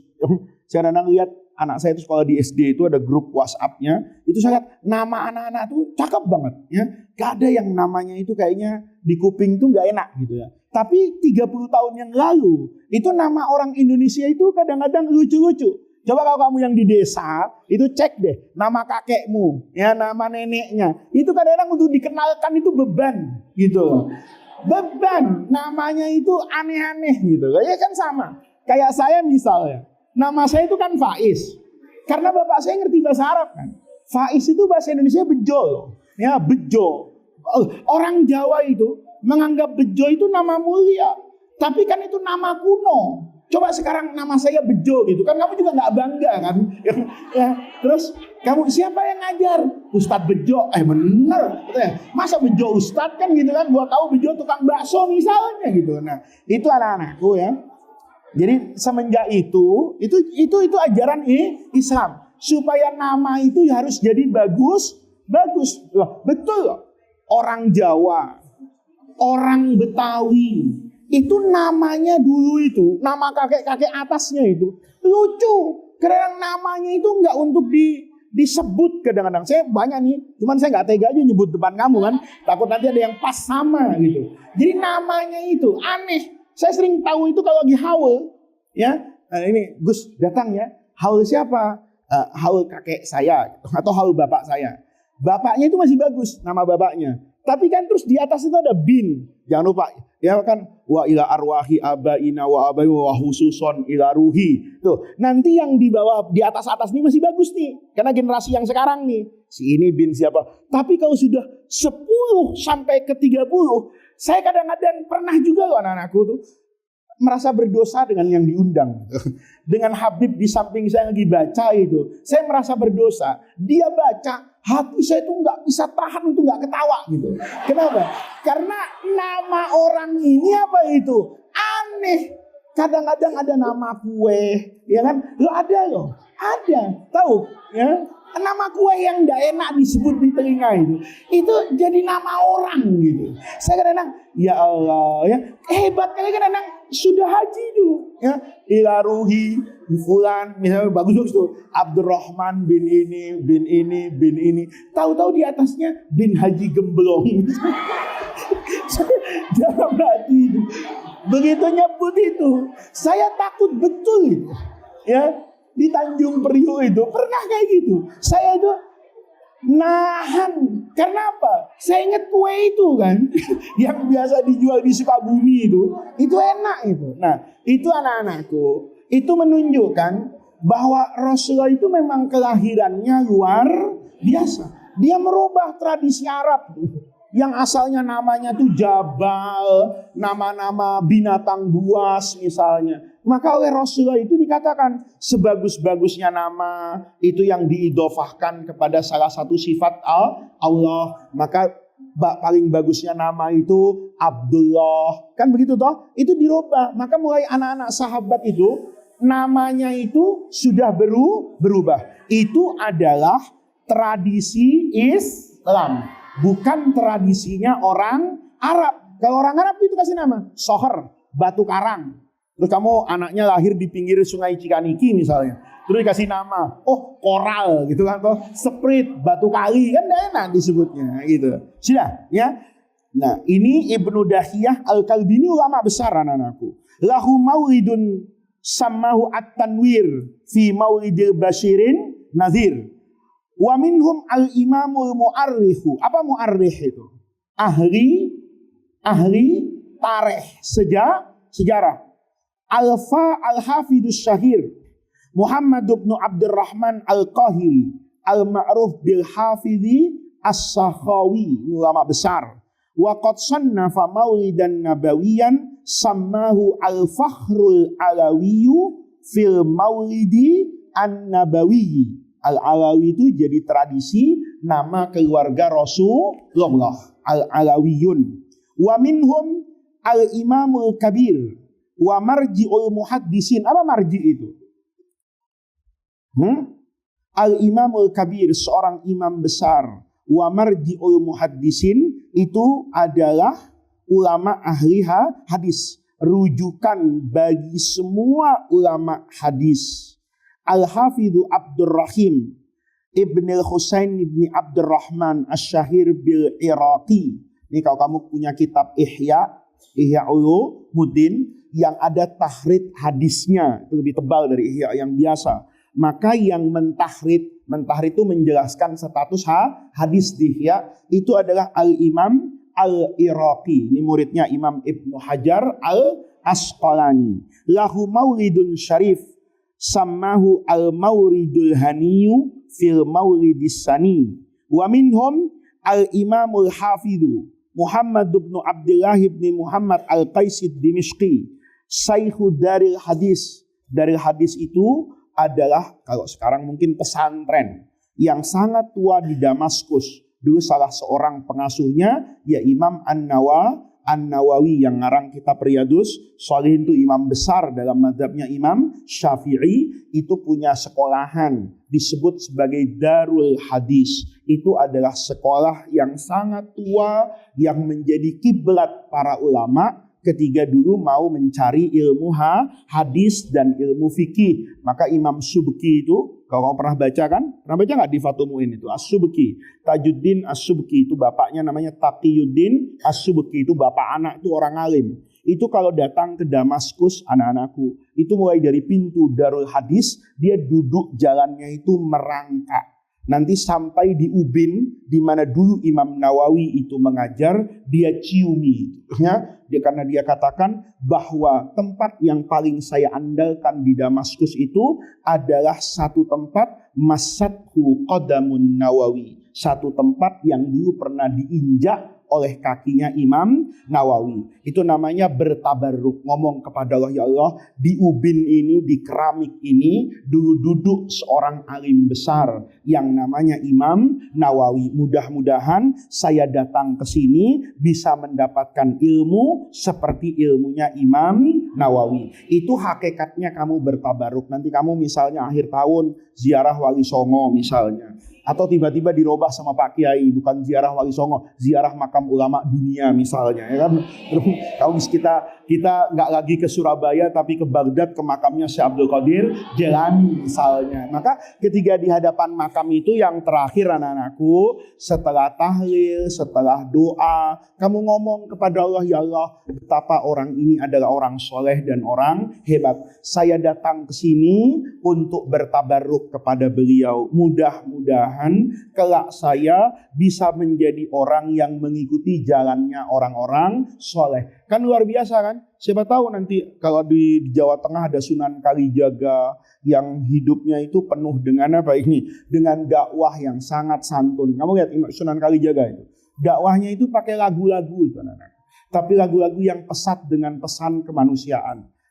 Yang bisa mengharmonisasi antara budaya Jawa dengan ajaran agama Islam. Antara belangkon, sorjan. Nanti kamu lihat, kamu satu hari nanti kamu akan lihat betapa Sunan Kalijaga itu luar biasa, anak-anak. Cara berdakwahnya itu membuat orang itu melihat Islam itu bukan bagian yang asing. Nanti kamu ke Jogja misalnya, ya, kalau di Jogja itu ada masjid Kauman di lingkungan Keraton Jogja. Itu syarat dengan simbol yang dulu diajarkan oleh Sunan Kalijaga. Saya dulu pertama kali ke masjid itu dengan anak saya itu suka sejarah. Ketika masuk Majapahit itu saya perlu gaet gitu. Gaet, tahu gaet? Tahu gaet? Dia bisa bercerita, oh ini karena saya nggak begitu menguasai trawulan Majapahit itu. Tapi kalau masjid saya merasa nggak perlu ada gaetnya. Saya tiap hari ke masjid. Tapi ternyata masjid Jogja itu luar biasa. Tiba-tiba ada ornamen salak. Di masjid itu ada gambar salak. Gitu ya. Anak saya itu kenapa gambarnya salak ya? Karena paham kita orang Islam, persepsi kita, buahnya Nabi itu kurma. Orang kalau melihat kurma kan merasa ini buah Islam, kan gitu kan? Itu benar kan? Benar kan? Kamu kalau lihat bulan sabit itu Islam. Kalau burung gereja kafir gitu misalnya. Kenapa? Ini burung gereja misalnya, terus haram ke masjid kan misalnya begitu. Ya kan? Bayangan kita itu namanya persepsi kan? Kamu kalau sudah makan kurma itu merasa wah ini makan buahnya Nabi, ini Islam begini-begini. Padahal itu buah kan. Nah, anak saya juga berpikir dan saya juga berpikir, kok ini gambarnya salak ya? Maka saya tanya itu sama pengurus masjid lah, takmir di situ, ada orang Jawa gitu, Mas, ini kenapa ornamennya ini salak? Loh, ini kan masjid dibangun oleh Sultan Mataram. Terus apa urusannya? Jadi dulu masjid itu menjadi pusat Islam. Karena Sultan Mataram itu kan atas-atasnya itu semuanya muridnya Sunan Kalijaga, mulai dari Sunan Hadiwijaya pendiri itu sampai nanti ketika berpindah, itu kamu baca sejarah Jawa itu indah banget. Itu ketika salah, saya tanya, kenapa ini salah? Oh di sini Mas, kata di sini Pak, ini tempat di mana dulu Sultan Mataram mengkhususkan bagian masjid itu pengajian. Di lebar tuh pengajian. Saya terima itu. Terus apa hubungannya dengan salak? Kata dia ada hadisnya Pak. Saya mendadak merasa goblok gitu. Kenapa? Ya saya ini kan baca hadis tiap hari. Saya belum pernah tahu ada hadis tentang salak gitu loh. Kan kalau kurma ada hadisnya kan. Misalnya anggur. Itu juga disebut dalam Quran bagian dari zakat kenikmatan. Salak apa? Itu ngomong dia. Itu man salaka tariqan. Ya tamshi fihi ilman sahalallahu lahu. Anak-anakku, konyol nggak? Konyol kan? Konyol kan sebenarnya kan itu memplesetkan hadis kan? Iya dah. Sekarang saya tanya, man salaka tariqan itu bicara salak nggak? Ya enggak lah. Kok kamu bicara ya? Misalnya nih, nanti saya ujian nih, saya bilang, Farel, saya bilang, Falah, uzkur fadla salak misalnya. Terus dia ngarang hadis, ya man salak, atau saya bilang, malladhi tastambitu min hadzal hadis man salaka tariqan. Dia jawab, hadzal hadisu yadullu ala fadli akli salak. Saya tahu. Ini hadis menunjukkan kepada keutamaan memakan salak. Benar apa salah? Oh saya kerek di tiang bendera anak Islam jaga hadis gitu istimbatnya. Tapi anak-anakku itu namanya dai yang apa itu? Yang arif. Kamu kalau saya suruh ngapalin man salaka tariqan bisa. Tapi petani yang buta huruf itu sulit ngapal man salaka tariqan. Tapi kalau nginget salak gitu. Oh iya salak. Oh iya hadis orang supaya rajin cari ilmu. Itu hebat. Itu filosofinya. Nanti kamu cari. Baju Jawa itu. Tahu beskap nggak? Yang baju orang laki itu. Yang lurik-lurik. Itu jumlah kancingnya, belangkonnya, itu semua anak-anakku mengandung filosofi Islam. Betul. Sampai makanannya anak-anakku. Makanan itu luar biasa. Nasi uduk itu aslinya kan dari Jogja. Itu namanya nasi uduk. Jadi dulu Sultan Jogja itu punya keistimewaan anak. Kalau makan, masakannya itu nasinya dicuci dengan santan. Ya nasi uduk itu kan. Karena santan itu kan putih. Lambang apa itu? Kesucian. Yang masak dulu untuk makanan sultan itu nggak boleh perempuan. Yang masak harus laki-laki. Kenapa? Karena perempuan mungkin haid. Tapi laki-laki nggak mungkin haid. Maka dia yang masak. Itu ayamnya. Kalau kamu nanti ke Jogja itu. Kamu datang ke restoran. Kemudian restoran yang masih menyajikan makanan Jogja dalam bentuk aslinya. Maka kamu ditawarkan. Ini mau makan nasi apa? Nasi ayam nyekungkung. Ngungkung itu sujud. Ayamnya itu dalam bentuk apa itu? Sujud betul. Nasinya namanya nasi wudhu, ayamnya sujud. Kalau yang makan tidak sholat kan kebangetan, gitu. Wong nasinya saja sudah wudhu, ayamnya sujud. Masa yang makan? Ya, itu filosofi anak. Itu keren. Nanti anak-anakku, saya kemarin bilang sih sama Irfan. Nanti supaya apa? Kalau ongkosnya nggak beda-beda jauh gitu ya. Kamu nanti ngelihat ke makamnya Sunan Kalijaga di Delanggu Demak. Itu pulangnya saya bilang bisa nggak kita masuk ke Jogja. Melihat Sultan Mataram itu nanti betul anak-anak. Itu luar biasa. Kamu lihat terawih. Kamu terawih masih ingat nggak? Ingat lah. Masa nggak ingat terawih? Ya? Kebangetan. Kamu terawih kan? Di antara satu sholat kepada sholat selanjutnya. Itu kan ada Bilalnya yang teriak. Al-Khalifatul Ula Sayyiduna Abu Bakrin As-Siddiq. Kamu jawabnya apa? Radhiyallahu an. Itu hebat anak-anak. Itu simbol untuk menjaga tradisi ahli sunnah yang ada di bumi Jawa. Dan itu nggak ada di dunia manapun. Kamu nanti ke Mesir lah, ke Tunis, ke Damaskus, nggak ada orang terawih Al-Khalifatul Ula Sayyidina Abu Bakar As-Siddiq radhiyallahu an. Nggak ada. Mungkin di Yaman juga nggak ada. Ya. Adanya di mana? Di Indonesia. Itu khas Jawa. Karena dulu Sultan Mataram tahu yang bawa Islam ke Indonesia itu tidak semuanya itu adalah ahlu sunnah wal jamaah. Ada juga kelompok Syiah misalnya, kayak Syekh Siti Jenar itu. Ya, itu kan tanah merah. Jenar itu tanah merah melambangkan tanah Karbala, dibunuhnya Sayyidina Husain bin Ali.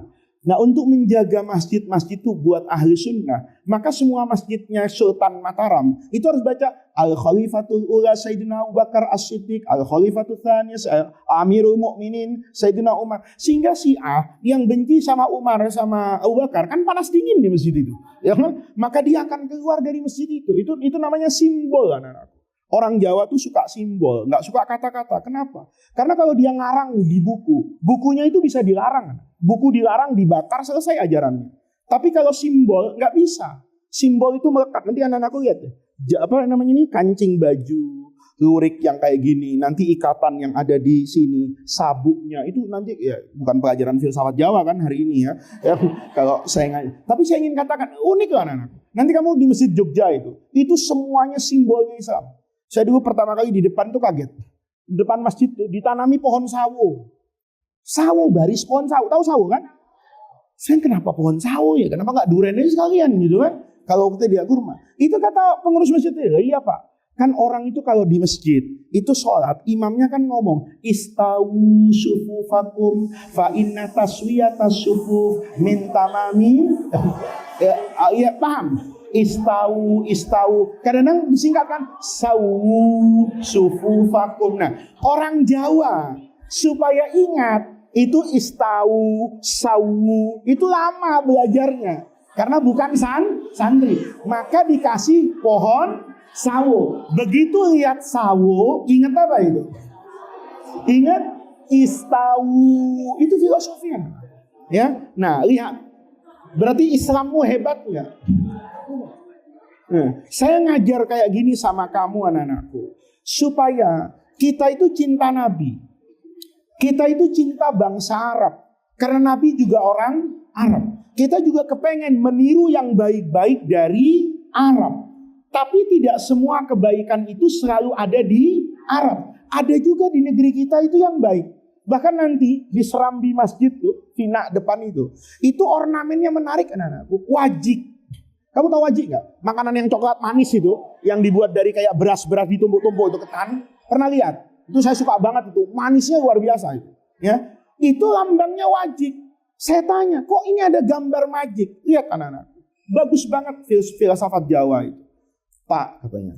Di serambi masjid ini adalah pengadilan Kesultanan Mataram. Jadi di situ semua terdakwa berhadapan dengan apa itu? Hakim dan polisi.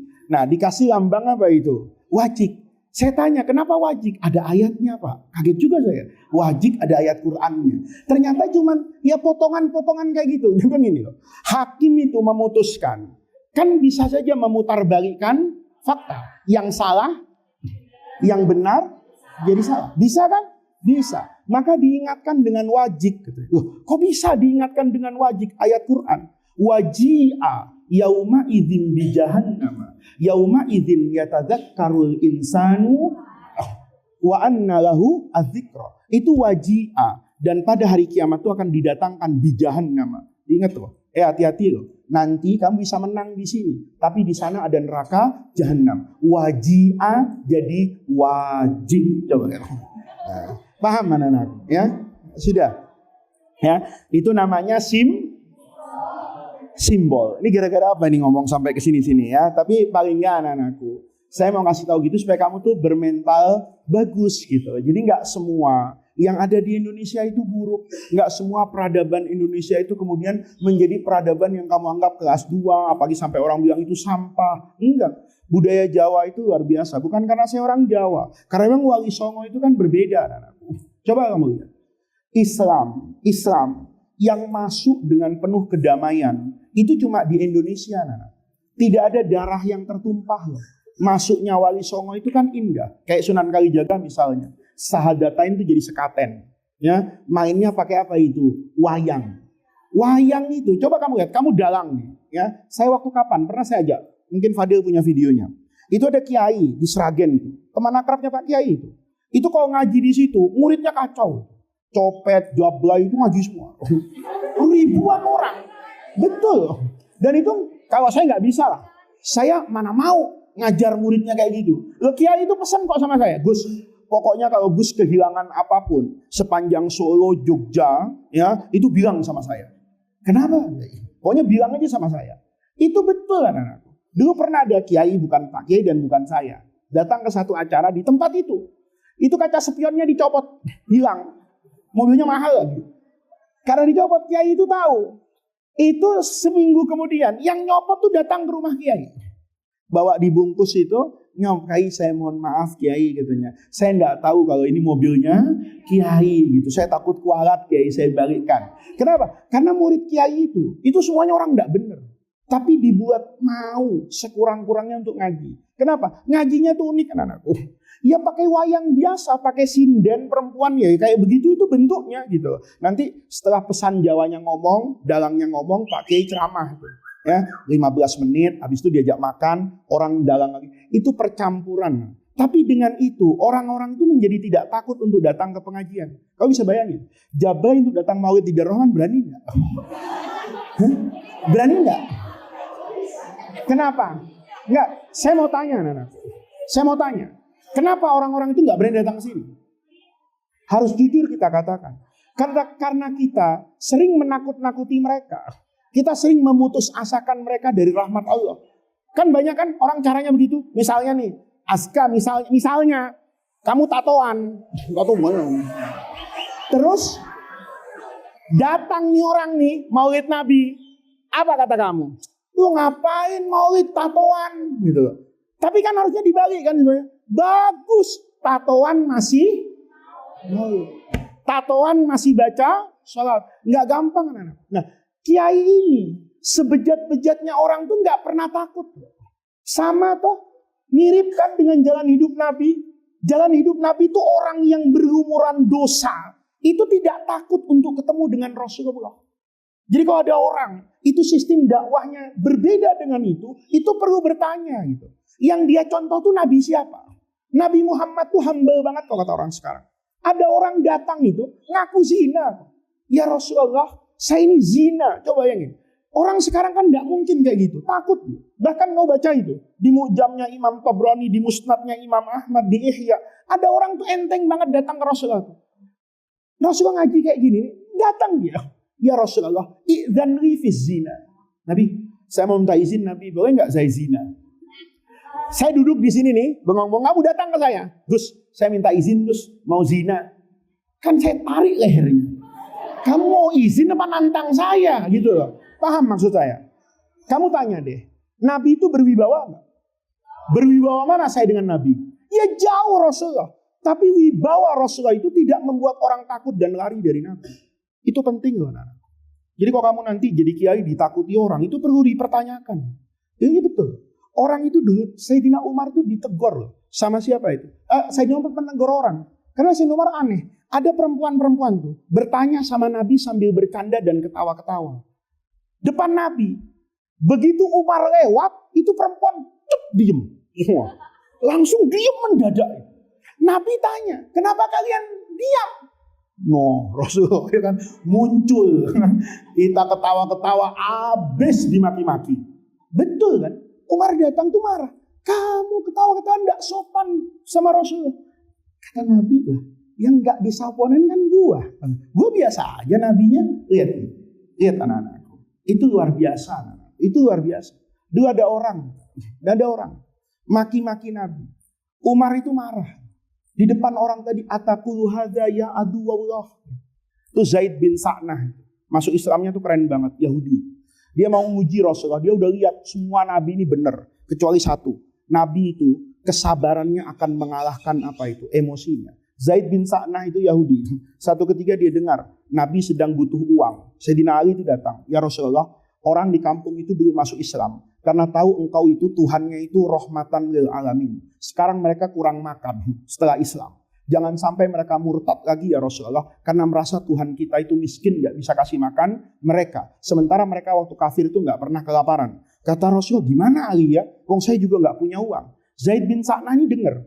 Dia tahu kalau Nabi itu butuh uang. Maka kata Zaid bin Sa'nah, ya Rasulullah, kenapa? Ada apa ini? Ya Muhammad, ada apa? Begini kata Nabi, saya ini butuh membantu umat saya di sana. Tapi saya nggak punya uang. Kenapa nggak punya uang? Ini kebunnya umat Islam ini belum berbuah, paham? Jadi Nabi seakan-akan punya pohon korma, tapi kormanya belum apa itu? Berbuah.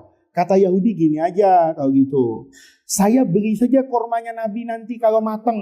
Kan berapa bulan lagi nih akan berbuah ya Rasulullah. Ya kata Nabi, 3 bulan lagi lah selesai ini akan berbuah. Ya udah deh, kata Yahudi. Saya beli ya kurma Nabi 3 bulan yang akan datang. Ini saya bayar cash duluan. Jadi Nabi punya apa sekarang? Punya uang. Nabi berarti ketika menerima uang, Nabi jadi punya apa itu? Hutang. Hutang apa? Hutang uang senilai apa ini? Kurma yang dijanjikan. Nabi bilang, iya nanti kalau panen ini kurmanya 2 ton. Enggak apa-apa Muhammad. Saya beli kurmamu 2 ton dari kebun ini, saya bayar sekarang. Kan kamu enak Muhammad, bisa kasih bantuan untuk umatmu. Cocok kata Nabi, bagus. Nabi terima uangnya. Seminggu kemudian, Zaid bin Sa'nah itu datang gak kira-kira. Leher Nabi itu langsung ditarik. Akhadha bima jami'i thawbihi. Ditarik nih. Ada Sayyidina Umar. Nariknya itu gak tanggung-tanggung loh. Ditarik leher Nabi. Bajunya itu. Ya Muhammad, iqdi mali alaika min dain. Bayar hutangmu. Saya ini udah punya pengalaman. Anaknya Abdul Muthalib itu suka gak bayar hutang. Itu Umar. Darahnya itu kayak direbus 1000 derajat itu. Bangun itu. Matanya Sayyidina Umar muter-muter merah ini. Ibarat kalau film apa itu? Film kartun udah keluar asap dari kamar ini. Sudah emosi luar biasa. Ditarik sama Umar itu, dibalas tarik itu. Lehernya siapa itu? Zaid bin Sa'nah. Ataqulu hadza ya aduwallah. Lu berani ngomong gitu sama Muhammad, sama Rasul depan gua. Lu mau cari mati. Rasul apa itu? Marah. Ditarik. Sayyidina Umar ini saya tarik-tarikan. Jadi kamu bisa bayangin nih, ini Nabi ditarik begini, iya kan? Ditarik begini. Sama Umar ditarik yang ini, sama Nabi ditarik dari sini. Jadi kita tarik-tarikan. Ditarik ini, Umarnya sampai apa ini? Sampai mundur, tarik. Apa kata Nabi? Mahlan ya Umar. Ya, ana wa huwa kunna ahwaju ila ghairi hadza. Umar, Nggak begitu caramu marah sama Yahudi ini. Mestinya kalau kamu mau menasehati Yahudi, nasehati saya juga. Kamu kan nggak tahu masalahnya apa, tapi kan kamu tahu Yahudi itu nagih hutang sama saya. Berarti saya juga benar punya apa ini? Hutang. Mestinya kamu tuh jangan marah gitu Umar. Tapi kamu juga bilang sama saya. Ya, kamu bilang gini, murhu. Ini hadis Nabi. Murhu Umar, kamu kalau mau marah sama dia bukan begitu caranya. Tapi kamu ingatkan dulu saya, murni. Perintahkan saya, Rasulullah, bihusnil ada. Kalau punya hutang, bayar. Perintahkan Yahudi itu bihusnil qada. Kalau mau nagih yang sopan. Itu Nabi. Bayangin. Gak ada marahnya. Saya benar kok punya hutang. Memang sama dia. Nabi gak mau perpanjang. Itu nanti anak-anakku. Begitu bayar hutang. Misalnya nilai hutang Nabi itu 10 juta. Begitu 10 juta, sama Nabi dikasih 15 juta. Umar nggak terima. Kata Umar, kan hutangnya 10 juta Nabi. Kenapa 5 juta? Ya kan kamu cekek tadi Yahudi. Ya kan? Itu uang ganti rugi karena dia kamu cekek. Ini saya kasih tambahan 5 juta, mohon maaf ya, karena Umar cekek. Apa kata Zaid bin Sana? Al-an, asyhadu an la ilaha illallah wa annaka anta ya Muhammad Rasulullah. Itu akhlak anak-anakku. Akhlak itu bisa merubah yang sesuatu yang luar biasa. Ada orang ngaji di zaman Nabi itu minta duit bayangin. Kamu kalau ngaji sama saya minta duit kan, habis Gus mau makan siang nih, gitu. Ya kan? Saya ini sekolah di Daroman seneng, tapi tolong dong bayarin, kan gitu kan? Saya, ya udah kok nggak mampu nggak usah sekolah kan gitu kan? Bayangan orang sekarang gitu kan? Nabi itu anak-anakku pada puncak akhlaknya itu. Ada orang datang minta duit sama, habis ngaji, ya Rasulullah, saya ngaji sama engkau itu saya senang. Cuma masalahnya rumah saya jauh. Nabi paham, ini orang minta ongkos. Nah, jadi kalau nanti kamu minta ongkos sama gurumu marah, itu berarti gurunya kurang piknik hadisnya. Ya, jadi kalau kamu kan kalau murid ngasih uang guru biasa toh, tapi guru ngasih uang murid itu hanya ada pada siapa itu? Rasulullah. Dan Nabi itu nggak marah. Itu orang parah banget. Begitu dia minta duit, Nabi paham ini sindiran. Nabi, saya itu kepengen ngaji tiap hari sama Rasulullah. Terus kenapa kata Nabi? Rumah saya jauh. Saya butuh banyak biaya untuk sampai ke Madinah. Apalagi kalau tiap hari. Itu kan sindiran buat Nabi. Oh ini orang pasti minta apa ini? Ongkos. Nabi keluarin duitnya. Dari kantongnya spontan. Dikasih. Ini murid yang gila sebenarnya. Uang yang dikasih Nabi itu dihitung. Bayangin. Kamu kalau dikasih uang terus dihitung. Yang ngasih tersinggung nggak? Dihitung itu. Begitu disampai di tangan Nabi itu. Di tangan orang tadi ngelihat. Ya Allah, 5.000 misalnya. Dia ngomong, ya Rasulullah, 5.000 ya Rasulullah. Sayyidul Anbiya wal Mursalin. Kekasih Allah yang punya syafaat uzma yaumal qiyamah. 5.000. Paham? Kurang ajar nggak? Kurang ajar kan? Kurang ajar banget. Sahabat yang ada di depannya apa ini? Ngomel. Sudah bangun semuanya. Ini orang benar-benar biadab ini sama Nabi. Sudah minta duit, dikasih, dihitung dan tidak ridho. Kalau dihitung ridho, ya Allah terima kasih Nabi, bagus. Segini doang, nggak usah ngemis gua katanya. Kalau cuma 5.000 Nabi gua punya, kan gitu kan? Itu sahabat mau marah semua. Nabi peluk orang itu, diam. Dibawa masuk ke rumahnya. Kata Nabi, kenapa kamu ngomong gitu kepada saya? Ya bukan apa-apa Rasulullah. Ongkos misalnya ya, Gojek dari rumah saya ke rumah ke sini ini 100.000. Pulang pergi 200.000. Belum saya makan. Kalau 5 hari saya ngaji, kan sudah 1 juta. Masa 5.000? Oh, kata Nabi. Nabi itu ikut permainan dia. Terus kata Nabi, kalau kamu saya kasih uang 100 juta gimana? Waduh, jazakallahu anni wa annal muslimina khairan. Pokoknya Nabi juga sudah kalau 10 juta Allahumma sholli sholatan kamilatan wa sallim salaman taman sudah ini ala Sayyidina Muhammad. Baca sholawat orang itu. Nabi paham. Oh, jadi kalau 100 juta kamu ridho ya? Oh, bukan ridho lagi Nabi. Ya pokoknya saya ya udah. Dikasih betulan sama Nabi. Dicari duit itu dikasih 100 juta. Kata Nabi, kamu tadi di depan orang kan mukamu tuh cemberut sama saya. Nah, sekarang kata Rasulullah, kamu keluar dengan muka yang berseri-seri. Siap Nabi, jangan berseri-seri. Ketawa saya siap. 100 juta dikantongin. Keluar dia dengan wajah yang berseri. Keluar dia pergi Sahabat Nabi itu, Sayyidina Umar bilang, Nabi, itu orang ketawa banget. Tadi kan marah-marah, gimana nggak ketawa? Saya kasih 100 juta. Kata Sayyidina, ya Rasulullah, kenapa harus seperti itu? Kata Nabi, loh bukan itu soalnya. Ini bukan 5.000, bukan 100 juta Umar. Masalahnya, dia itu marah sama saya. Dia itu benci sama saya. Kalau saya biarkan dia pulang ke rumahnya dalam keadaan sahiton alayya, marah dan tidak terima, terus di tengah jalan mati, maka dia pasti masuk neraka karena dia mati dalam keadaan marah dan benci kepada saya. Coba ini. Ada manusia kayak gitu. Ya, jadi anak-anakku, ini penting loh. Ya, jadi kamu kalau nanti mau jadi kiai, mau jadi habib, mau punya pesantren, mau berdakwah, itu lihat contohnya gitu loh. Apa kata Nabi? Ini penting banget loh. Masali wa masalu hadar rajul, yang tadi itu yang minta duit itu. Perumpamaan saya seperti orang ini, kata Nabi itu, kama sali rajulin, seperti orang laki-laki lahuna kotun yang punya unta. Fasarodat, unta ini kemudian lepas lari. Anak-anakku, unta itu binatang yang unik. Anak-anak. Dia kalau hilang, terus dicari, bukan sama yang punya, itu tambah apa itu? Tambah ngamuk. Unta itu tahu, betul. Unta itu tahu jalan pulang. Maka kata Nabi itu, kalau ada unta hilang, itu biarin aja.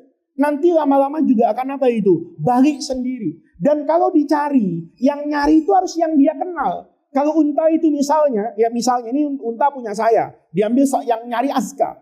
Unta itu begitu ketemu Aska, dia ngerasa ini bukan tuan saya. Kalau diseret sama Aska, unta itu tambah ngamuk. Ya kata Nabi, masali wa masalu hadar rajul, kama sali rajulin lahuna qatun fasyarodat. Kayak orang punya unta itu, untanya itu kabur. Ya, fattaba'ahan nas. Maka karena unta ini kabur, semua orang sekampung itu ikut nyari. Falam yaziduha illa nufura. Itu unta. Semakin banyak yang nyari, untanya semakin kabur. Semakin ngumpet dia. Karena dia dengar dari kupingnya itu, ini banyak orang ngejar saya, ini ada apa? Jangan-jangan saya mau dipotong.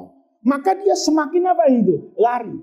Tapi kalau yang unta itu, yang nyari semakin sedikit dan itu pemiliknya, maka unta itu bisa apa itu? Punya feeling. Saya ini dicari, kayak ada orang langkah kakinya itu, kayak langkah kaki majikan saya. Maka untanya akan apa itu? Akan jinak. Dakwah gitu anak-anakku. Kalau bukan orang yang punya siap mental untuk menjadi guru, itu nanti malah merusak kepada jadi murid. Itu penting banget. Saya pesan sama kamu itu, karena kamu nanti kan mau jadi kiai, mau jadi guru, mau jadi ibu. Kamu punya anak kan? Gitu loh. Banyak kok ibu itu sebetulnya nggak siap untuk punya anak. Kalau marah itu anaknya mesti kenapa ujungnya binatang gitu. Dasar lo anak gak bisa diatur kayak monyet tuh. Kalau dia anak monyet, ya berarti ibunya. Hah? Iya kan ada anak dia. Dasar lo disebut tuh. Dasar lo anak monyet gak bisa diatur. Saya kaget tuh. Kok anak monyet? Berarti ibunya. Kan begitu toh, paham anak? Nah, itu namanya dakwah. Jadi dakwah itu anak-anakku yang diajarkan oleh Rasulullah. Rasulullah itu tidak pernah mempermalukan orang. Nih, kamu jadi pengurus tuh, nggak boleh mempermalukan dan merendahkan kehormatan orang. Itu yang dikerjakan oleh siapa itu? Rasulullah. Saya dulu punya kisah itu, guru tuh luar biasa. Kalau niru Nabi itu indah banget. Itu ada orang anak-anak. Ada orang itu, kisah nyata itu. Dalam banyak buku tarbiyah. Ada anak sukses itu reuni. Tahu reuni? Apa reuni itu? Berkumpul. Setelah berpuluh-puluh tahun berpisah. Maka reuni itu. Ada anak murid itu yang menjabat tangan gurunya. Pak guru, masih ingat saya Pak? Kata gurunya, siapa kamu ya? Saya murid Bapak. Ya tahu saya murid Bapak, tapi yang mana? Kata anak tadi itu, masa Bapak nggak ingat sama saya? Loh, ya saya banyak, tapi kata muridnya, mustahil Bapak nggak ingat sama saya. Karena dulu kan ada peristiwa Pak, yang tidak akan pernah Bapak lupakan kan pada saya. Kata gurunya, apa itu nak? Dia cerita, Pak, dulu di kelas itu pernah terjadi pencurian. Ada teman yang kehilangan apa itu? Jam tangan di kelas. Maka ketika dia lapor sama bapak yakin kan? Yang ngambil itu pasti masih ada di dalam apa itu? Kelas. Karena pengakuan dia, saya tadi pagi jam 8 pakai jam itu, jam 9 kok nggak ada. Sementara belum pernah ada yang keluar dari kelas ini. Berarti malingnya ada di dalam kelas. Apa yang terjadi? Ini anak-anakku, guru yang mahal. Kata bapak waktu itu, semua murid diminta berdiri dan menutup matanya menghadap ke arah tembok. Dan guru itu akan memeriksa semua yang menempel pada masing-masing apa ini? Murid. Saat itu bapak, saya ketiga itu sudah deg-degan. Karena saya merasa hari ini kehormatan saya akan apa itu? Hilang. Kata pak gurunya, kenapa? Ya karena saya pencurinya pak. Loh, kamu yang nyuri? Kata gurunya, loh, masa bapak nggak ingat? Enggak. Ya kan dulu bapak memeriksa dan merogoh kantong saya dan mendapatkan jam tangan itu. Iya. Tapi kamu masih ingat kejadian itu? Ingat pak. Waktu bapak menemukan jam itu, saya merasa bahwa itu adalah hari hancurnya kehormatan saya. Tapi itu ternyata tidak terjadi. Karena bapak cuma mengambil jam tangan dari kantong saya. Kemudian setelah itu, bapak minta kepada semua murid untuk membuka kembali ikatan matanya, duduk seperti biasa. Waktu itu saya pun masih merasa apa ini? Deg-degan. Karena mungkin bapak akan mengumumkan, itu malingnya. Tapi itu tidak pernah terjadi pak. Saya setelah pulang sekolah, saya membayangkan, setelah bel sekolah, saya akan diapakan itu? Dipanggil. Ternyata itu juga tidak terjadi. Saya malam di rumah pun tidak bisa tidur. Saya mengatakan, jangan-jangan besok. Ternyata yang besok itu tidak terjadi. Bahkan sampai saya keluar dari sekolah ini, bapak tidak pernah lagi membahas soal jam tangan yang hilang, sekedar dikembalikan. Hari itu saya merasa Allah memberi begitu banyak kenikmatan. Dan saya ketiga itu berjanji pak, saya akan merubah kelakuan saya menjadi orang yang baik. Dan hari ini saya sukses sebagai pengusaha, bla bla dicerita. Apa kata pak gurunya? Maaf nak, saya juga nggak tahu kalau kamu yang mencuri. Kok bisa pak? Karena waktu saya memeriksa saku murid-murid saya juga memejamkan mata. Agar saya tidak pernah tahu murid saya mana yang pencuri. Agar tidak pernah merubah perasaan saya kepada murid-murid saya. Anak-anakku, itu akhlak. Orang yang bersih hatinya itu tidak ridho dan tidak ingin orang lain itu dipermalukan. Tapi al-fajir, kata ulama, orang yang punya kekotoran hati dan kedengkian kepada orang, itu sukanya apa itu? Ya bergosip, menyebarkan aib orang. Nah, itu yang sebetulnya dibutuhkan oleh kamu nanti kalau jadi apa itu? Guru. Kamu harus ingat loh. Akhlak itu, kata-kata yang baik, sikap yang baik, itu mampu merubah orang kafir Quraisy itu menjadi orang yang beriman di bawah Rasulullah Shallallahu Alaihi Wasallam. Nabi pernah nggak mengeluarkan kata-kata kotor? Kamu tahu? Wahsy, pernah tahu Wahsy? Siapa Wahsy itu? Pembunuh Hamzah. Itu nanti anak-anakku, mungkin sekarang nih, Wahsy sama Hamzah sama-sama kaget di surga. Iya kan? Hamzah akan bertanya, lu siapa? Gua Wahsy yang bunuh ente. Kok bisa masuk surga? Gitu kan? Ini kedua-duanya ada di dalam apa ini? Surga. Itu karena perilaku siapa itu? Rasulullah. Wahsy itu anak-anakku, waktu Fathu Makkah kabur. Waktu Nabi masuk ke kota Mekah, Fathu Makkah, itu Wahsy itu kabur. Gimana nggak kabur? Takut dia. Wong dia yang bunuh Sayyidina Hamzah bukan cuma bunuh kan, tapi apa itu? Dadanya Sayyidina Hamzah diapakan tuh? Disobekkan, dikoyak-koyak, jantungnya tuh ditarik sama Hindun kan, sebagai balas dendam atas kematian ayah dan pamannya. Maka Wahsy itu begitu Nabi masuk Mekah, kabur dia ke Taif, lebih dari 100 km. Tetapi kemudian Wahsy kecewa, kabur. Karena kabur, kenapa? Karena Nabi masuk ke Mekah itu keren banget loh anak-anakku. Itu sebagian sahabat, ada yang teriak masuk kota Mekah, al-yaum yauma malhamah, pakai lam. Hari ini hari daging. Tahu daging? Ya, dulu daging kami kalian koyak-koyak. Sekarang lu mau gue silet-silet. Ya kan? Kata siapa ini? Al-yaum yauma malhamah. Lahmun bilahmin. Daging dibalas dengan daging. Ini Bilal, dagingnya banyak copot nih. Disiksa sama siapa itu? Umayyah kan? Sekarang nanti kita cari anak keturunan Umayyah, ya, kita ambil linggis yang panas, tempelin di punggungnya sebagai pembalasan. Nabi teriak, la al-yaum bukan yaumu malhamah, al-yaum yauma marhamah. Hari yang penuh dengan rahmat. Begitu Nabi selesai, Nabi kasih kode itu. Orang Mekah, ingat ya orang Mekah, saya masuk ini yaum marhamah. Man dakhalal masjidah fahuwa amin. Siapapun, mau garong, mau orang bejat, mau orang kaya apapun, asal masuk depan Ka'bah, fahuwa amin. Gak saya ganggu. Wa man dakhala baita Abi Sufyan fahuwa amin. Itu pemimpin Quraisy. Abu Sufyan. Siapa yang masuk ke rumah Abu Sufyan, mau kafir, mau bejat, mau fasik, mau zolim, aman. Wa man dakhala baitahu, dan orang yang masuk ke dalam rumahnya dan menutup pintu rumahnya, fahuwa aminun. Dengar kayak gitu. Orang kafir Quraisy itu apa ya itu? Terkaget-kaget dan terkagum-kagum. Masya Allah. Nggak ada balas dendam ya Rasulullah. Nggak ada. Maka ada yang menghadap itu sama Nabi. Nabi, apa yang akan kau katakan hari ini kepada kami yang mengusir engkau, mengintimidasi, menginjak engkau? Apa kata Nabi? Saya tidak akan berkata kecuali apa yang dikatakan oleh saudara saya Yusuf alaihissalam kepada kakak-kakaknya yang dulu membuang Yusuf ke sumur tua. La tathriba alaikumul yaum. Hari ini tidak ada lagi kebencian. Hari ini ada yang adalah maaf, berlapang dada, saling memeluk dalam kedamaian. Itu Rasulullah. Ya, hari itu ini yang hilang.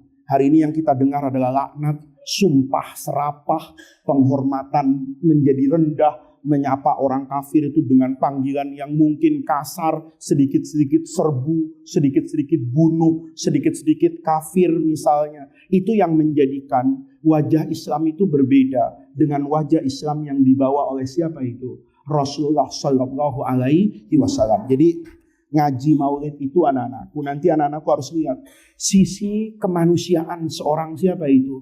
Rasulullah.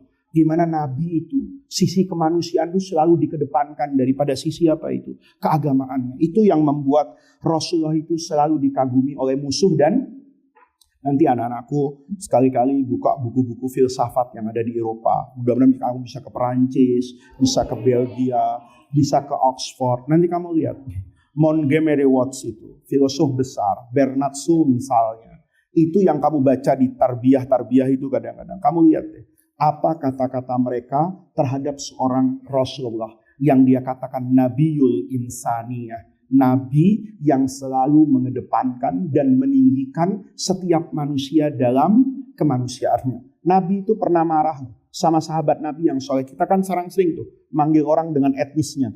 Jawa sini lu. Cina gitu kan. Itu dulu apa itu ajaran Islam? Enggak anak-anak. Dulu Sayyidina Bilal itu pernah berantem sama Abu Dzar. Ini keren loh. Kamu tahu Abu Dzar kan? Abu Dzar Ghifari itu bapak kesederhanaan.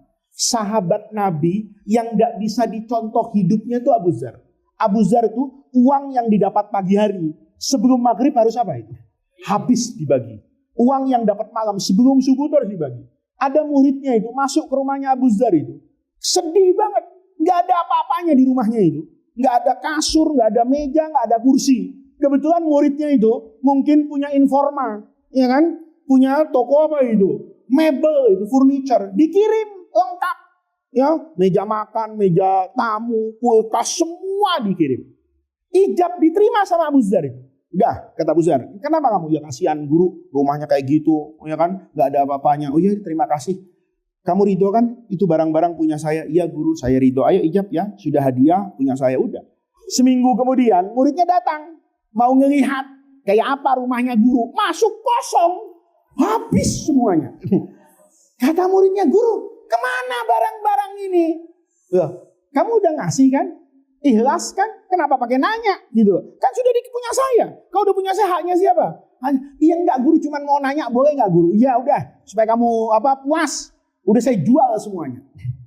Kata muridnya, kenapa guru? Guru butuh uang. Kalau guru butuh uang, saya kasih ini uang. Kata Abu Dzar, kamu mau kasih uang saya lagi? Kata muridnya, guru butuh uang. Saya enggak butuh uang. Tapi banyak orang lain yang butuh uang. Maka saya ini biasa tidur di atas lantai. Ngapain pakai spring bed yang harganya 50 juta? Jadi daripada 50 juta saya tidurin, mendingan 50 jutanya saya apa kan? Saya jual untuk menggapai ridho Allah. Saya nggak suka nonton TV misalnya. Untuk apa kamu berikan saya TV yang 100 inch itu yang harganya hampir 200 juta itu? Saya nggak butuh kayak gitu. Saya jual, uangnya saya kasih Abu Dzar. Tapi anak-anakku, ini orang pernah dimarahin sama Nabi. Udah orang soleh kayak gini, dimarahin sama Nabi. Gara-gara apa? Rapat menentukan strategi perang. Panglimanya Khalid bin Walid di situ. Ada Abu Ubaidah Amir Ibn Jarrah, ada Abu Dzar, ada Bilal. Ini berantem nih, bukan berantem. Diskusi soal strategi perang. Ngotot-ngototan nih antara Abu Dzar dengan siapa ini? Bilal. Abu Dzarnya kelepasan nih. Orang kalau lagi diskusi emosi, kadang-kadang kan emosi itu membuat orang lupa akhlak. Itu kesel sama Bilal. Ngomong Abu Dzar, uskut ya benas sauda. Diem anaknya perempuan hitam. Uskut ya benas as-sauda. Saya mau tanya, yang dikatakan Abu Dzar bener nggak? Bener. Bilal kan hitam, memang ibunya hitam. Iya kan? Kayak anak babi itu, ya mungkin jalannya agak nunduk-nunduk, malu karena punya ibu babi, kan gitu lah. Ya, memang kalau anaknya babi, ibunya pasti babi. Yang dibilang Abu Dzar itu bener kan? Kalau yabnal baidok malah fitnah kan? Ya wahai anaknya perempuan berkulit putih, kan bohong. Yabnas sauda, anaknya perempuan hitam, diam kok. Kata siapa ini? Kata Abu Dzar. Bilal tersinggung ngomong gini, loh, kan berdebatnya dengan saya, kan marahnya ke saya, kenapa ibu saya dibawa-bawa? Kata Bilal ini. Maka Bilal nggak terima itu, ngadu ke siapa itu? Rasulullah. Dia bilang, ya Rasulullah, Abu Dzar ini manggil saya dengan celah dan aib. Kata siapa ini? Kata Bilal. Aibnya apa? Ya Rasulullah, ibu saya itu udah hitam, nggak usah disebut-sebut gitu. Kata Nabi, kenapa? Abu Dzar manggil saya, ya benas sauda. Ya benar as-sauda. Yang dipanggil sama Nabi siapa? Abu Dzar. Hadisnya masyhur itu anak-anakku. Dipanggil, ya Aba Dzarrin. Kamu tuh orang Islam. Kamu tuh orang soleh. Kamu tuh orang benar. Sayang kata Nabi. Innakam ru'un fika jahiliyah. Kamu itu orang yang di dalam hatimu masih ada sisa-sisa jahiliyah. Sisa jahiliyah itu apa? Orang yang membeda-bedakan manusia berdasarkan apa itu? Ras keturunannya. Padahal kullukum li Adam wa Adamu min turab la fadla li arabiyyin ala ajamiyyin illa bittaqwa. Inna akramakum indallahi atqakum. Di situ Abu Dzar meluk Bilal. Bilal, maafin saya ya. Nah, Bilalnya bagus. Ya, saya maafin. Kalau saya kan enggak. Enak aja. Enggak ada. 1 miliar dulu baru gua maafin. Kalau enggak lu masuk neraka. Kenapa? Karena Nabi ngomong. Inna kamru'un fika jahiliyah. Itu akhlak yang diajarkan oleh Rasulullah Sallallahu Alaihi Wasallam. Oke, kamu istirahat setengah jam ya. Nanti setengah jam datang lagi ke sini ya. Kita ngaji sampai maghrib nanti. Ya. Assalamualaikum warahmatullahi wabarakatuh. Setengah jam ya. Setengah jam kamu di sini lagi.